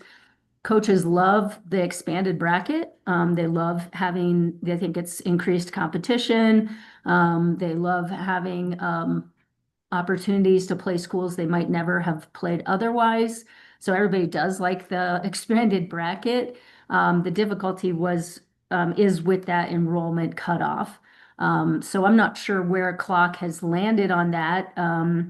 It was 416, I believe, for this last cycle.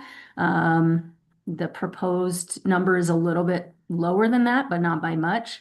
So I'm not sure how it all shake out in the end, but playoffs for 2A definitely seem to be trending towards schools that are over 300.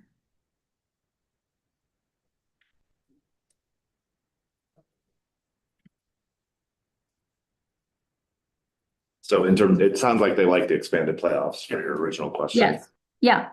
Yeah, it Expanded playoffs is definitely, nobody, there were very few, there was maybe one person that said they wanted to go back to 16 teams.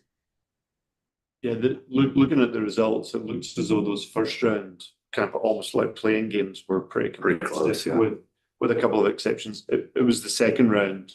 Once they moved to the seeded host, that wasn't a very competitive round, and then it got competitive again. Scheduling nightmare, but that's okay. Yeah. So we would be voting if someone put, I don't know, do we need a motion since it was a proposal? So technically, well, I shouldn't say that. So question I have for the group is, do we feel like we have enough information to make this vote right? If needed, more information can be gathered and then we can do a vote. Which it'll have to be done in the next day or two. So if we feel like that is what we need to do, we can do that. Or if we feel like we have enough to make the vote right now, we can do that. Thoughts on that? So more information, if we feel like we need more information, in terms of the specific proposal, so language, wordage, all that kind of stuff. If we feel like we need more of that in order to make our decision, I can do that. And then what we would do is, we probably need to do it by tomorrow. We would definitely need to do it by tomorrow. We would just vote that way. So, or we feel like we have enough information to make the vote today, we can move forward with that. I think again, like when you read this, if it's 5 teams per classification in that league, that needs to be written. That I just feel like the verbiage, the way this is written, the word classification is in this. So that's much different. Like fundamentally, if it's 5 teams per league, you have 1 auto qualifier, no matter what classification. I would be in favor of that, but this says a minimum of 5 teams in a league to gain playoff spots. So it doesn't mention classification at all. And those have much different outcomes and impacts. Maybe maybe that second bullet point is trying to address that, right? So 1 qualifier for mixed classification leagues. Yeah, I mean, again, I hate to continue to use my league as an example, but I have 3 and 2. So I would have no auto qualifiers. So it says only 1 auto qualifier mixed division leagues. That would assume that we would get one. But Yeah, that is a little ambiguous, yeah. And I just think, like to use basketball for an example, we have 5 teams in our league and whoever wins it automatically qualifies, doesn't matter what classification you're in. That I support also. So if you're a 4A team and you're beating 5A teams, you should auto qualify. In our league this year, Skyview did not auto qualify because we only have 2, not 3. They made it through RPI, and then we also got Adam City in, which is part of what this is about, is they bumped someone out. So we actually got 2. That I also agree is probably on balance, probably not fair. So I think it's just the verbiage here and just the way that it's written out, just make sure that we're completely aware of what we're voting on. The way I read this, I would be a yes. If it means classification, that would be a no. You know what I'm saying? Yeah, so soccer used to have based with its auto qualifiers, it was like a certain number of teams, you actually got 2 auto qualifiers. Yeah. And that changed. I'm not sure when, but I think that I would agree that the classification piece adds another element to this. And I think soccer might be the only sport that requires that. The number per classification per league to get an auto qualifier for that. Yeah, I have not seen that.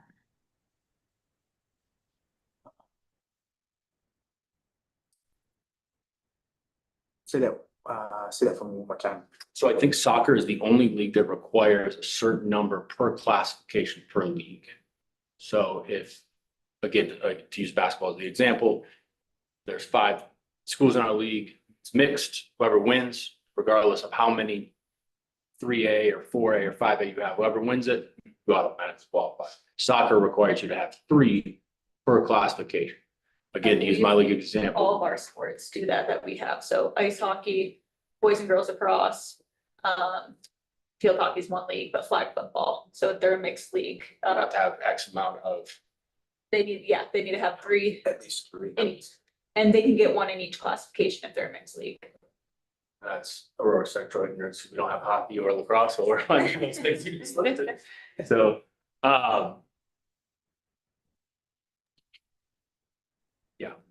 thought basketball actually was split out by classification already, because we were 3A this last cycle, and there's only two other teams in our league that are 3A. And then there's the rest are 2A or 1A, but there's an auto qualifier at every classification.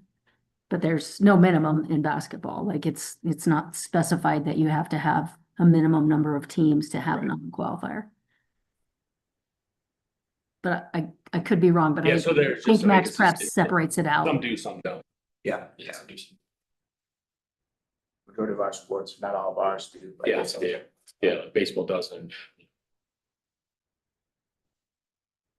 Other thoughts?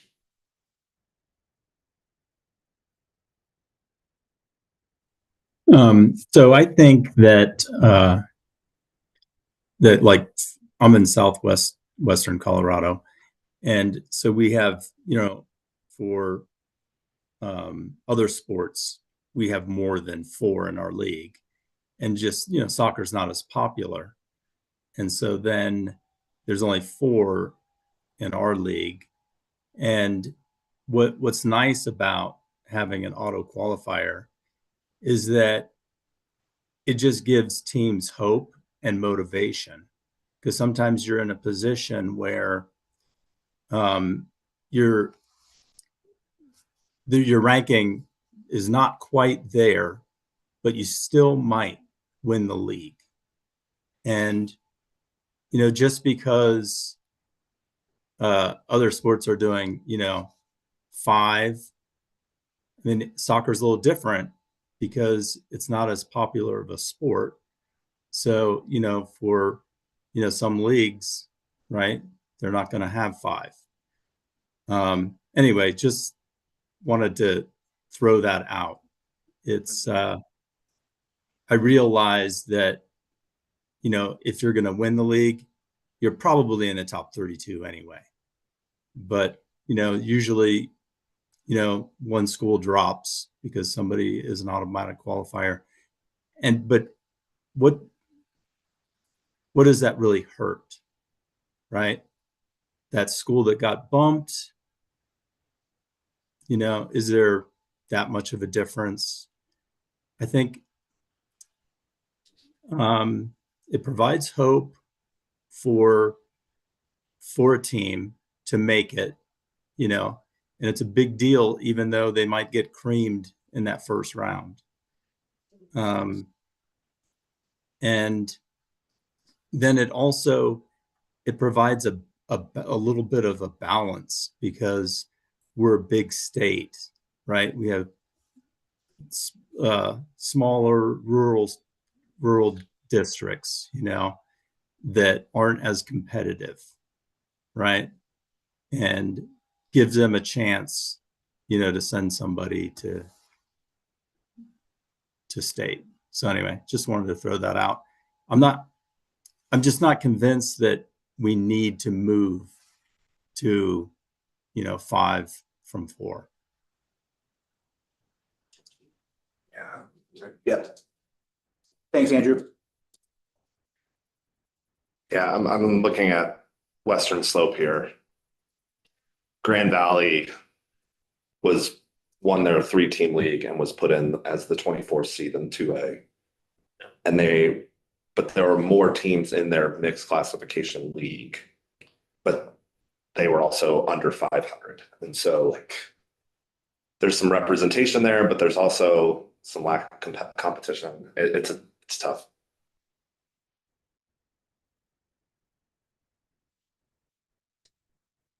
So from our committee, our voting members of the committee, do we feel, like it's 2 parts of the question, do we feel we have enough information to make a vote or decision or vote on a decision today, or do we feel like we need additional information? The other piece to mention too is we are missing just a few of our committee members that had to step out So obviously they wouldn't be able to vote at this moment. So that's another thing to consider as well. So committee members' thoughts, move forward with the vote, or do we need to do the vote via email tomorrow? I would say we move forward with the vote. I mean, we could do a straw poll to see, but I think making a decision is easier than trying to do it over email. And then if it doesn't pass, can always come back up the next committee. Okay. That would be my preference. Any other thoughts? Chrissy, Kurt, Andrew? Yeah, I think we should go ahead and vote. Okay. Yeah. Are we saying it is the proposal, is it, it's per classification, 5 teams per classification? A minimum of 5. So instead of just 3, the minimum. Correct. Classification or League. so if it's a mixed league, then they would only need 5 in a mixed league.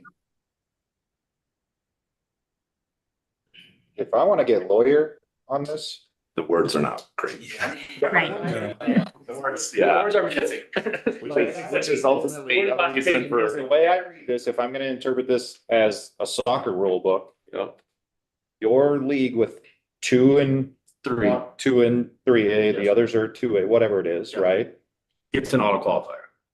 1 out of that league of 5 gets an auto qualifier. CHSAA now needs to go do the work, depending on whoever wins, to go figure out which classification it actually falls into. Right. That's how I read it. Yeah. Right? But what I believe we're voting on is not what you're saying. Yeah. The way I read this, that's what this says. I'm with A you. minimum of 5 in the league. Yep. It only then talks about mixed divisions or mixed classifications in the second bullet point. Yep. Just to clarify, whoever wins that league gets the automatic qualifier. Yeah. Yeah. That's. Yeah, and I how I'm almost reading feel like I said, I hate to belabor it and continue to come back to my specific example, but I think we are the target for this, and that's good. I agree with that. We shouldn't have had 2 of the 5 teams in the playoffs last year. And what happened was Skyview 4A got in they got into the top 32. Adam City did not, but we had 3 and 5A, so although they got second in our league, auto qualified, and I don't think that's the spirit of what we're trying to do, and I don't necessarily agree with that. Which I do think that this is ultimately trying to fix, but it's not worded that way. I assumed it was Palmer Ridge that you knocked out. But You mentioned Grand Valley, right, for boys 2A this past fall. Yeah. Just happened, right? So they were 29th in the CHSAA seeding index. And they can play. So it's 24th seed because they won their league, which had the auto qualifier of 3 minimum, the minimum of 3, but their league had 4, correct? One of them was placed down though. Moffat County was placed down. So it still wouldn't matter, even if a school is, say they weren't placed down, they still would have had the minimum qualifier of 3 at that point. So now they're just losing the minimum qualifier for the Western Slope North in that 2A, but is it a mixed classification league? There's not another Western Slope. There's a 3A Western Slope. 3A Western Slope, but that's a different league because it's north and. It's the same, they'll go to league meetings together, but when it's written in the CHSAA book, and Aaron can describe this more, it'll look at like a different league. Same league, but yeah. So how many auto qualifiers in the 2A are you gonna lose then? The Western Slope, you'd lose north and south. They would both lose theirs. Right? Foothills would. Is there a 3A Foothills League?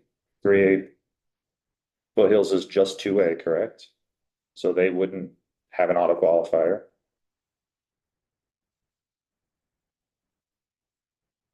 Yeah, the way I read it is, it's 5 in the league total. Yeah, that's how I read this. I think, if I'm looking at this, I'm looking at it in reverse here. This has always been the case. If I look at the Patriot League, basically, Valley could make the playoffs in 3A simply by beating Fort Morgan and Weld Central. Yeah. That's it. Right. That's it. Same way as the Colorado League with us. And that's, Adam City. And it's a mixed league and right. like, And that I there's don't a lot agree of with. mixed Yeah. leagues at this point for a lot of other reasons that are not related at all to playoff qualification. Right. This is geographic stuff. Like, Yeah. it's really important that we honor that, or you guys honor that, I guess. But like, I just philosophically, I think it's basically a 3-game schedule. Yeah. 2-game schedule. 2-game schedule. Right. 2-game schedule. Totally Like, agree. that's really. And I agree with you. Yeah. The spirit of that is Yeah. correct. I think if they're trying to get away from that, then. Yeah. Right. Right. Yeah. How you do that, I don't know, but when you frame it that way, it's like, boo, there needs to be some action, I To would win say. 2 games to go to state. Exactly, right. That's just, And that I- seems weird. I guess the classification piece, like I said, it's not written there. Where does that come from? Where does that, Colette, do you know, just like where we've talked about classification a lot, but it's not written here and we don't know that that's even a part of this proposal? Yeah. Where is that? Is that something that was like verbalized or So emailed? this was submitted directly from the school and the individual, just as written in terms of what their proposal was. So, it seems as though it's more focused on the AQs, the minimum of 5, and then 1 AQ, despite, I should say despite, but regardless of it being a mixed league, right? So really, there's not really any mention of a classification within the proposal itself. I think the We're only assuming division, Yes. which is meaning classification. classification, yes, that's where the classification came in terms of language.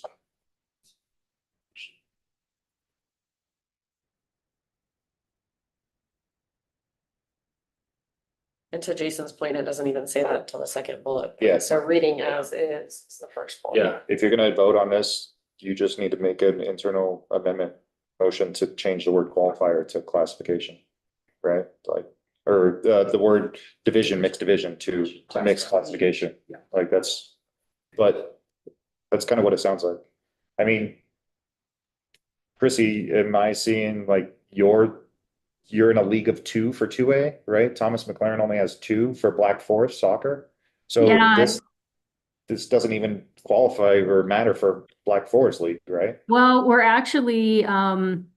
actually are for the next cycle joining the Tri-Peaks League because there are only two schools, and just from a scheduling standpoint and competitiveness, it really doesn't.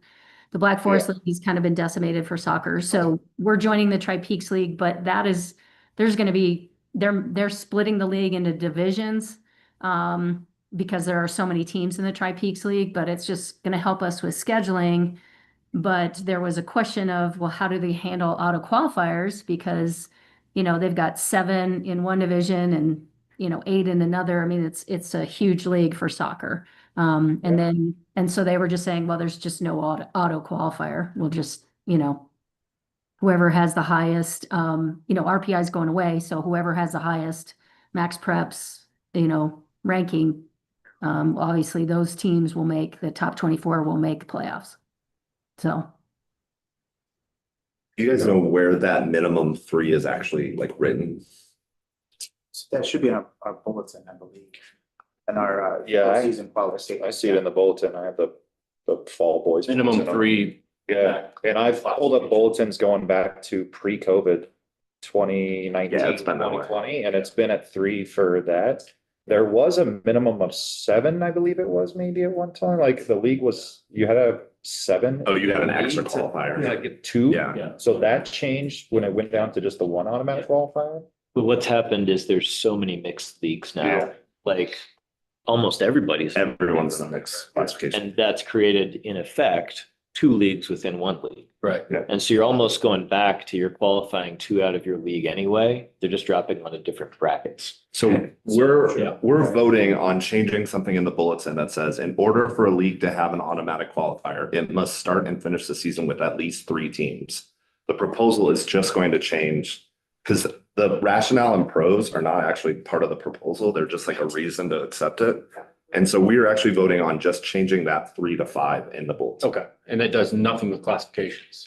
It says it does, but that's not the way that CHSAA has handled it in the past. Actually, technically, that might not change it to league champ then, because you could have a 5, You could have 10. 4A and a 5, 5A, and then by that language, you'd get both in. Yeah. Which, to be fair, wouldn't be bad, because you're almost in a league anyway. But we don't have any of those, I don't think, but. But not with a 3 because you're only playing, you have to beat 2 teams to go. Right, at least you have to beat 4 teams. Yeah. That's a lot harder than beating 2. So that's where our league decide, because we have the 3. If this goes to 5, we have 3 2A schools, But right now, and we were gonna separate them and we were gonna make one so that we could have, if that was the case, if it's moving up, we're gonna keep it the same. But those 3A schools, if we have our 2A, what it is presently, one of those teams would get the automatic qualifier and then the other 3A. So that would make a decision for us. Do we want to combine our two divisions?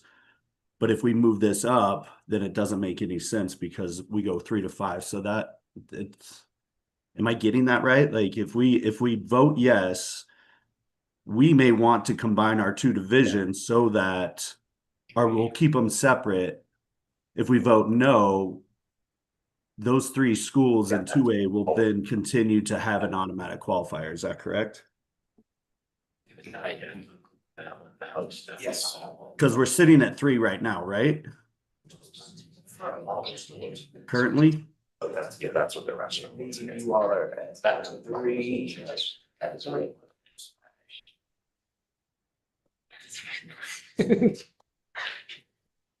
I'm not being mean, but is there a point to where we overthink the heck out of this and we confuse ourselves more and we can vote We've done that. and read it and think and then vote? Because I think we're, I think we're at the spot where we can vote, because what we've determined is that what we were changing is the language of below the leagues in the bulletin. Yeah, so the qualifying format and assignment by class, it says you are must start and finish the season with at least 3 teams. I think what they're suggesting is that says 5, and I think that is consistent with most other sport, which is part of the rationale.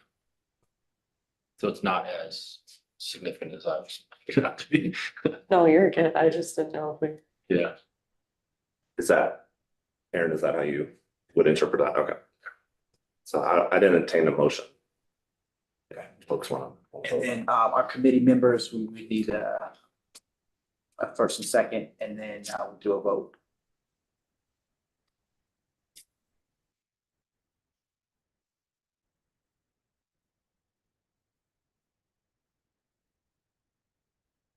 So does anyone want to second, or I'll leave it up to the committee. So one of our committee members, if someone wants to second, and then we'll do Mike, if you don't mind doing the vote for us.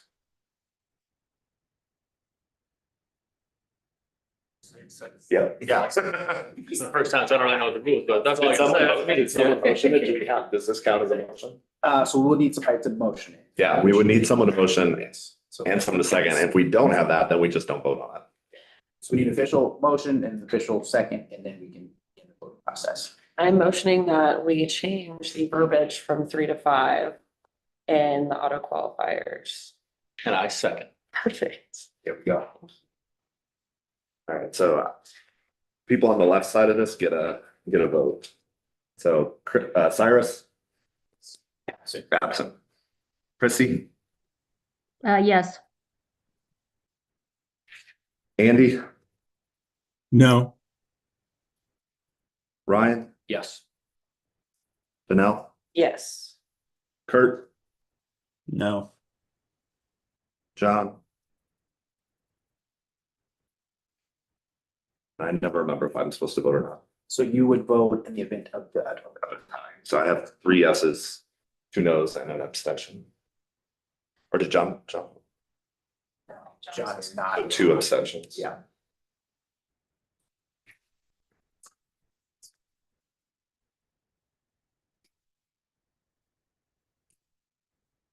Is that? Do we need 4 votes? We need 4 yeses to pass it. Okay. That's not nice.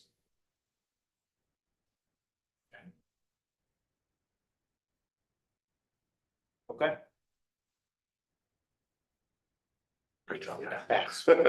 Thank you, everybody, for the discussion, dialogue, great points brought up. I appreciate everybody's thoughts on that. The next thing we will actually move to is overtime. So we're gonna actually vote on that. So we've had great discussion on that. So I don't think we need to continue that conversation. However, just to reiterate, we are looking to vote either yes or no on shortening the length of overtime from 10 minutes, or excuse me, from 2 15 minutes PKs to 2 10 minutes PKs. To be clear, is this for the entire season or just for? This is just playoffs, yes.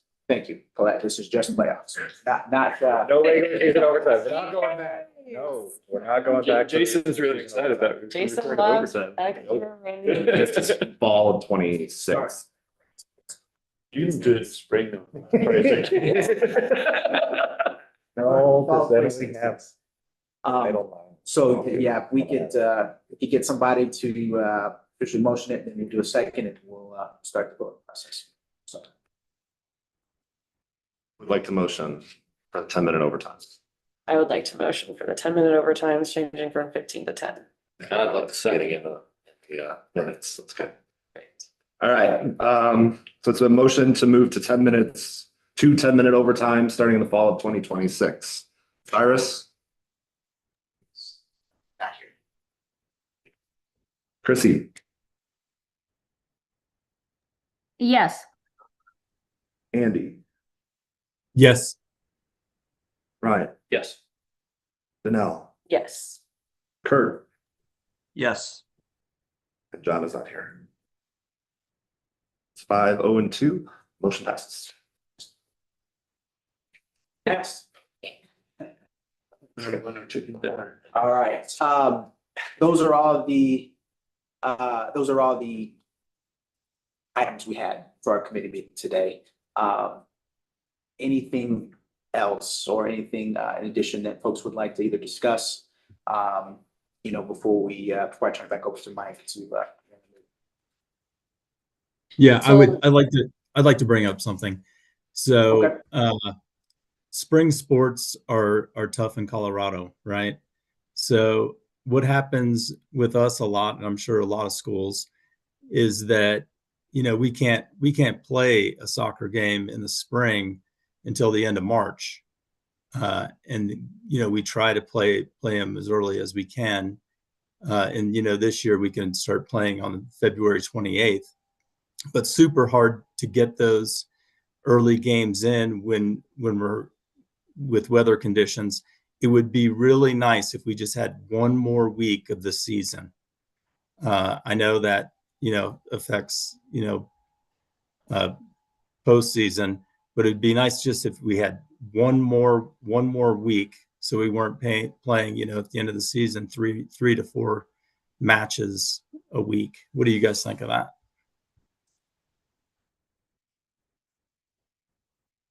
I can confirm from the coach's standpoint that from the girls' coaches, that's of interest from a broad enough group that I can say that. Mainly because we have that spring break in there and that changes from school to school. It makes the scheduling of the season and player health, I think, a concern. And so I think it's worth exploration. I also think with the basketball season being pushed back, it allows us a little bit more breathing room because our basketball gals are already missing 5 games. So Yeah, there's definitely interest. I think that would be super helpful because weather in the early season is really hard.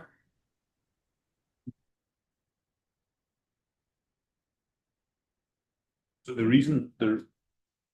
from previous committee meetings, the reason that extra week was put on the front end was to balance the length of the girls' season and the length of the boys' season, because they had the extra week and they didn't have spring break. So that's why it was done that way.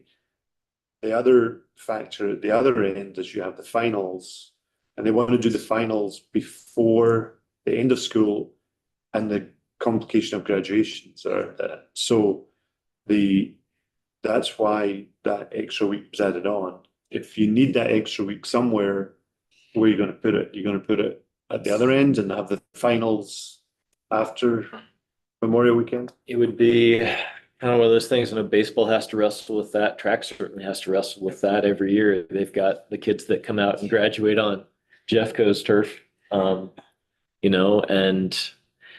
I guess from my standpoint, it would be affecting fewer teams to move that final week than to move the week. You're affecting everybody, or you're affecting the remaining 8 teams. And, who are way, honestly, if Colorado weather was more cooperative, we could keep moving it up, but I don't think it solves any problems with basketball and club seasons and all of it. It doesn't solve anything to keep moving it up. So. Because already, I mean, shoot, you're gonna be 2 weeks without your girls. Yeah, we're screwed for a little gap. That's okay.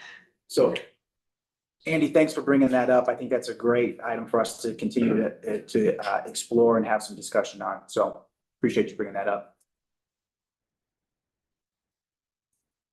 And then we just need to, I'm not sure if it's in these minutes, but you and I need to figure out how and when the new pay cycle works. Yeah. I know Mike Book was heavily involved before. Actually, Tom Robinson actually was kind of front and center of it, and it went through right after Tom's passing. So maybe circle back with Mike as well and figure out how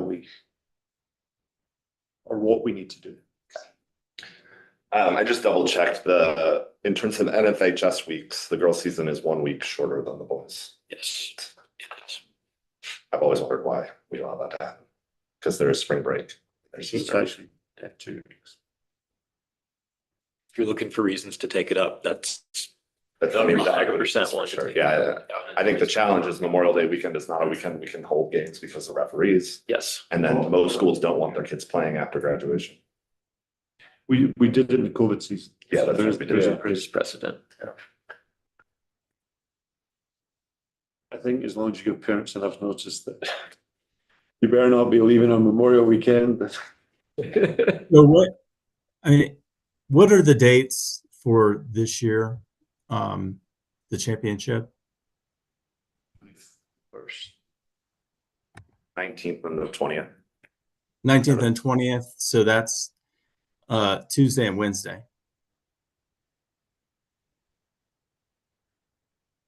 Yeah. Yeah, Sorry, for I'm girls not- soccer. So Is it- so what I mean, if we pushed it, 1 week, then we'd just be looking at, the 26th and the 27th, Tuesday and Wednesday. The day after Memorial Day. School's Because over. Memorial Day was the 25th. Yeah.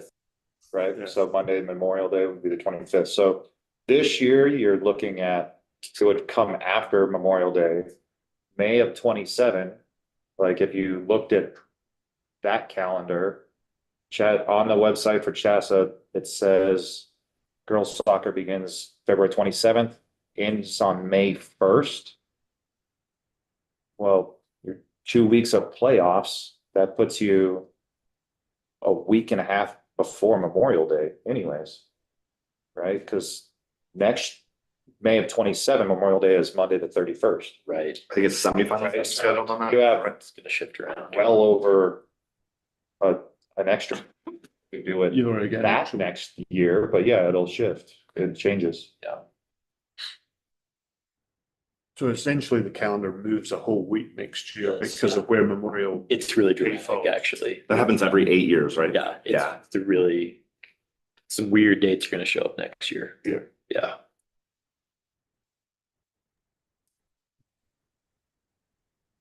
And then just because I'm new, I want to ask, so the adjusting the auto qualifier minimum from 3 to 5, is that just that's dead now, or are we able to bring it up at another meeting to read? Yes, we could- everybody's in attendance? Yeah, we could bring it up at another meeting. Yeah.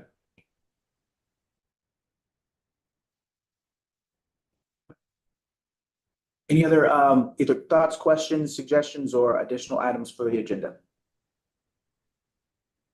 Well, back to this extra week, if we could put in an extra week, especially since the season is going to be, earlier for girls soccer. Is there anything we can do about that for the next cycle, or is it, too late? So, Andy, are you thinking in terms of this being in effect for girls soccer season this spring in terms of 26? No, not this Okay. spring. I'm talking about next cycle. Yeah, I mean, one of the things that we could do is, if you want to put in an official proposal, or, if somebody from the league puts in an official proposal, I think that would be helpful. And then it would be something that we would have to come back to in the next few days, to make sure that we get it, a vote on it and then get it, before LC. Yeah. Okay. I'll see that you'd have to change that. Yeah, but it's an easy fix for 26, 27. Yeah, Because of and- the way the calendar. But do you I guys, think we're- So the first What- year, the what are- second will be different than the second year. So So the other thing too, Andy, is we've got to look at, so we've already, from a venue standpoint, we've got contracts in place with our venues. So that's the other piece from our end that we've got to look at. What our contracts are, for our quarterfinals championships and things like that. So, so there's a little bit more that we've got to put into it, and we've got a pretty quick turnaround in order to be able to get this to LC, for the next cycle. So. okay. I got that.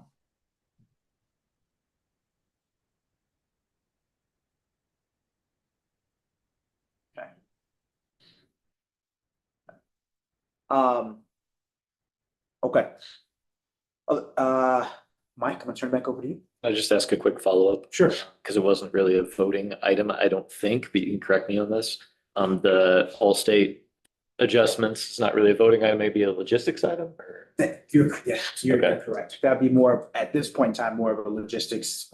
So I think the way I would view it, Stephen, is follow-up conversations, obviously with us and then our communications team and Amanda. And I think coming up with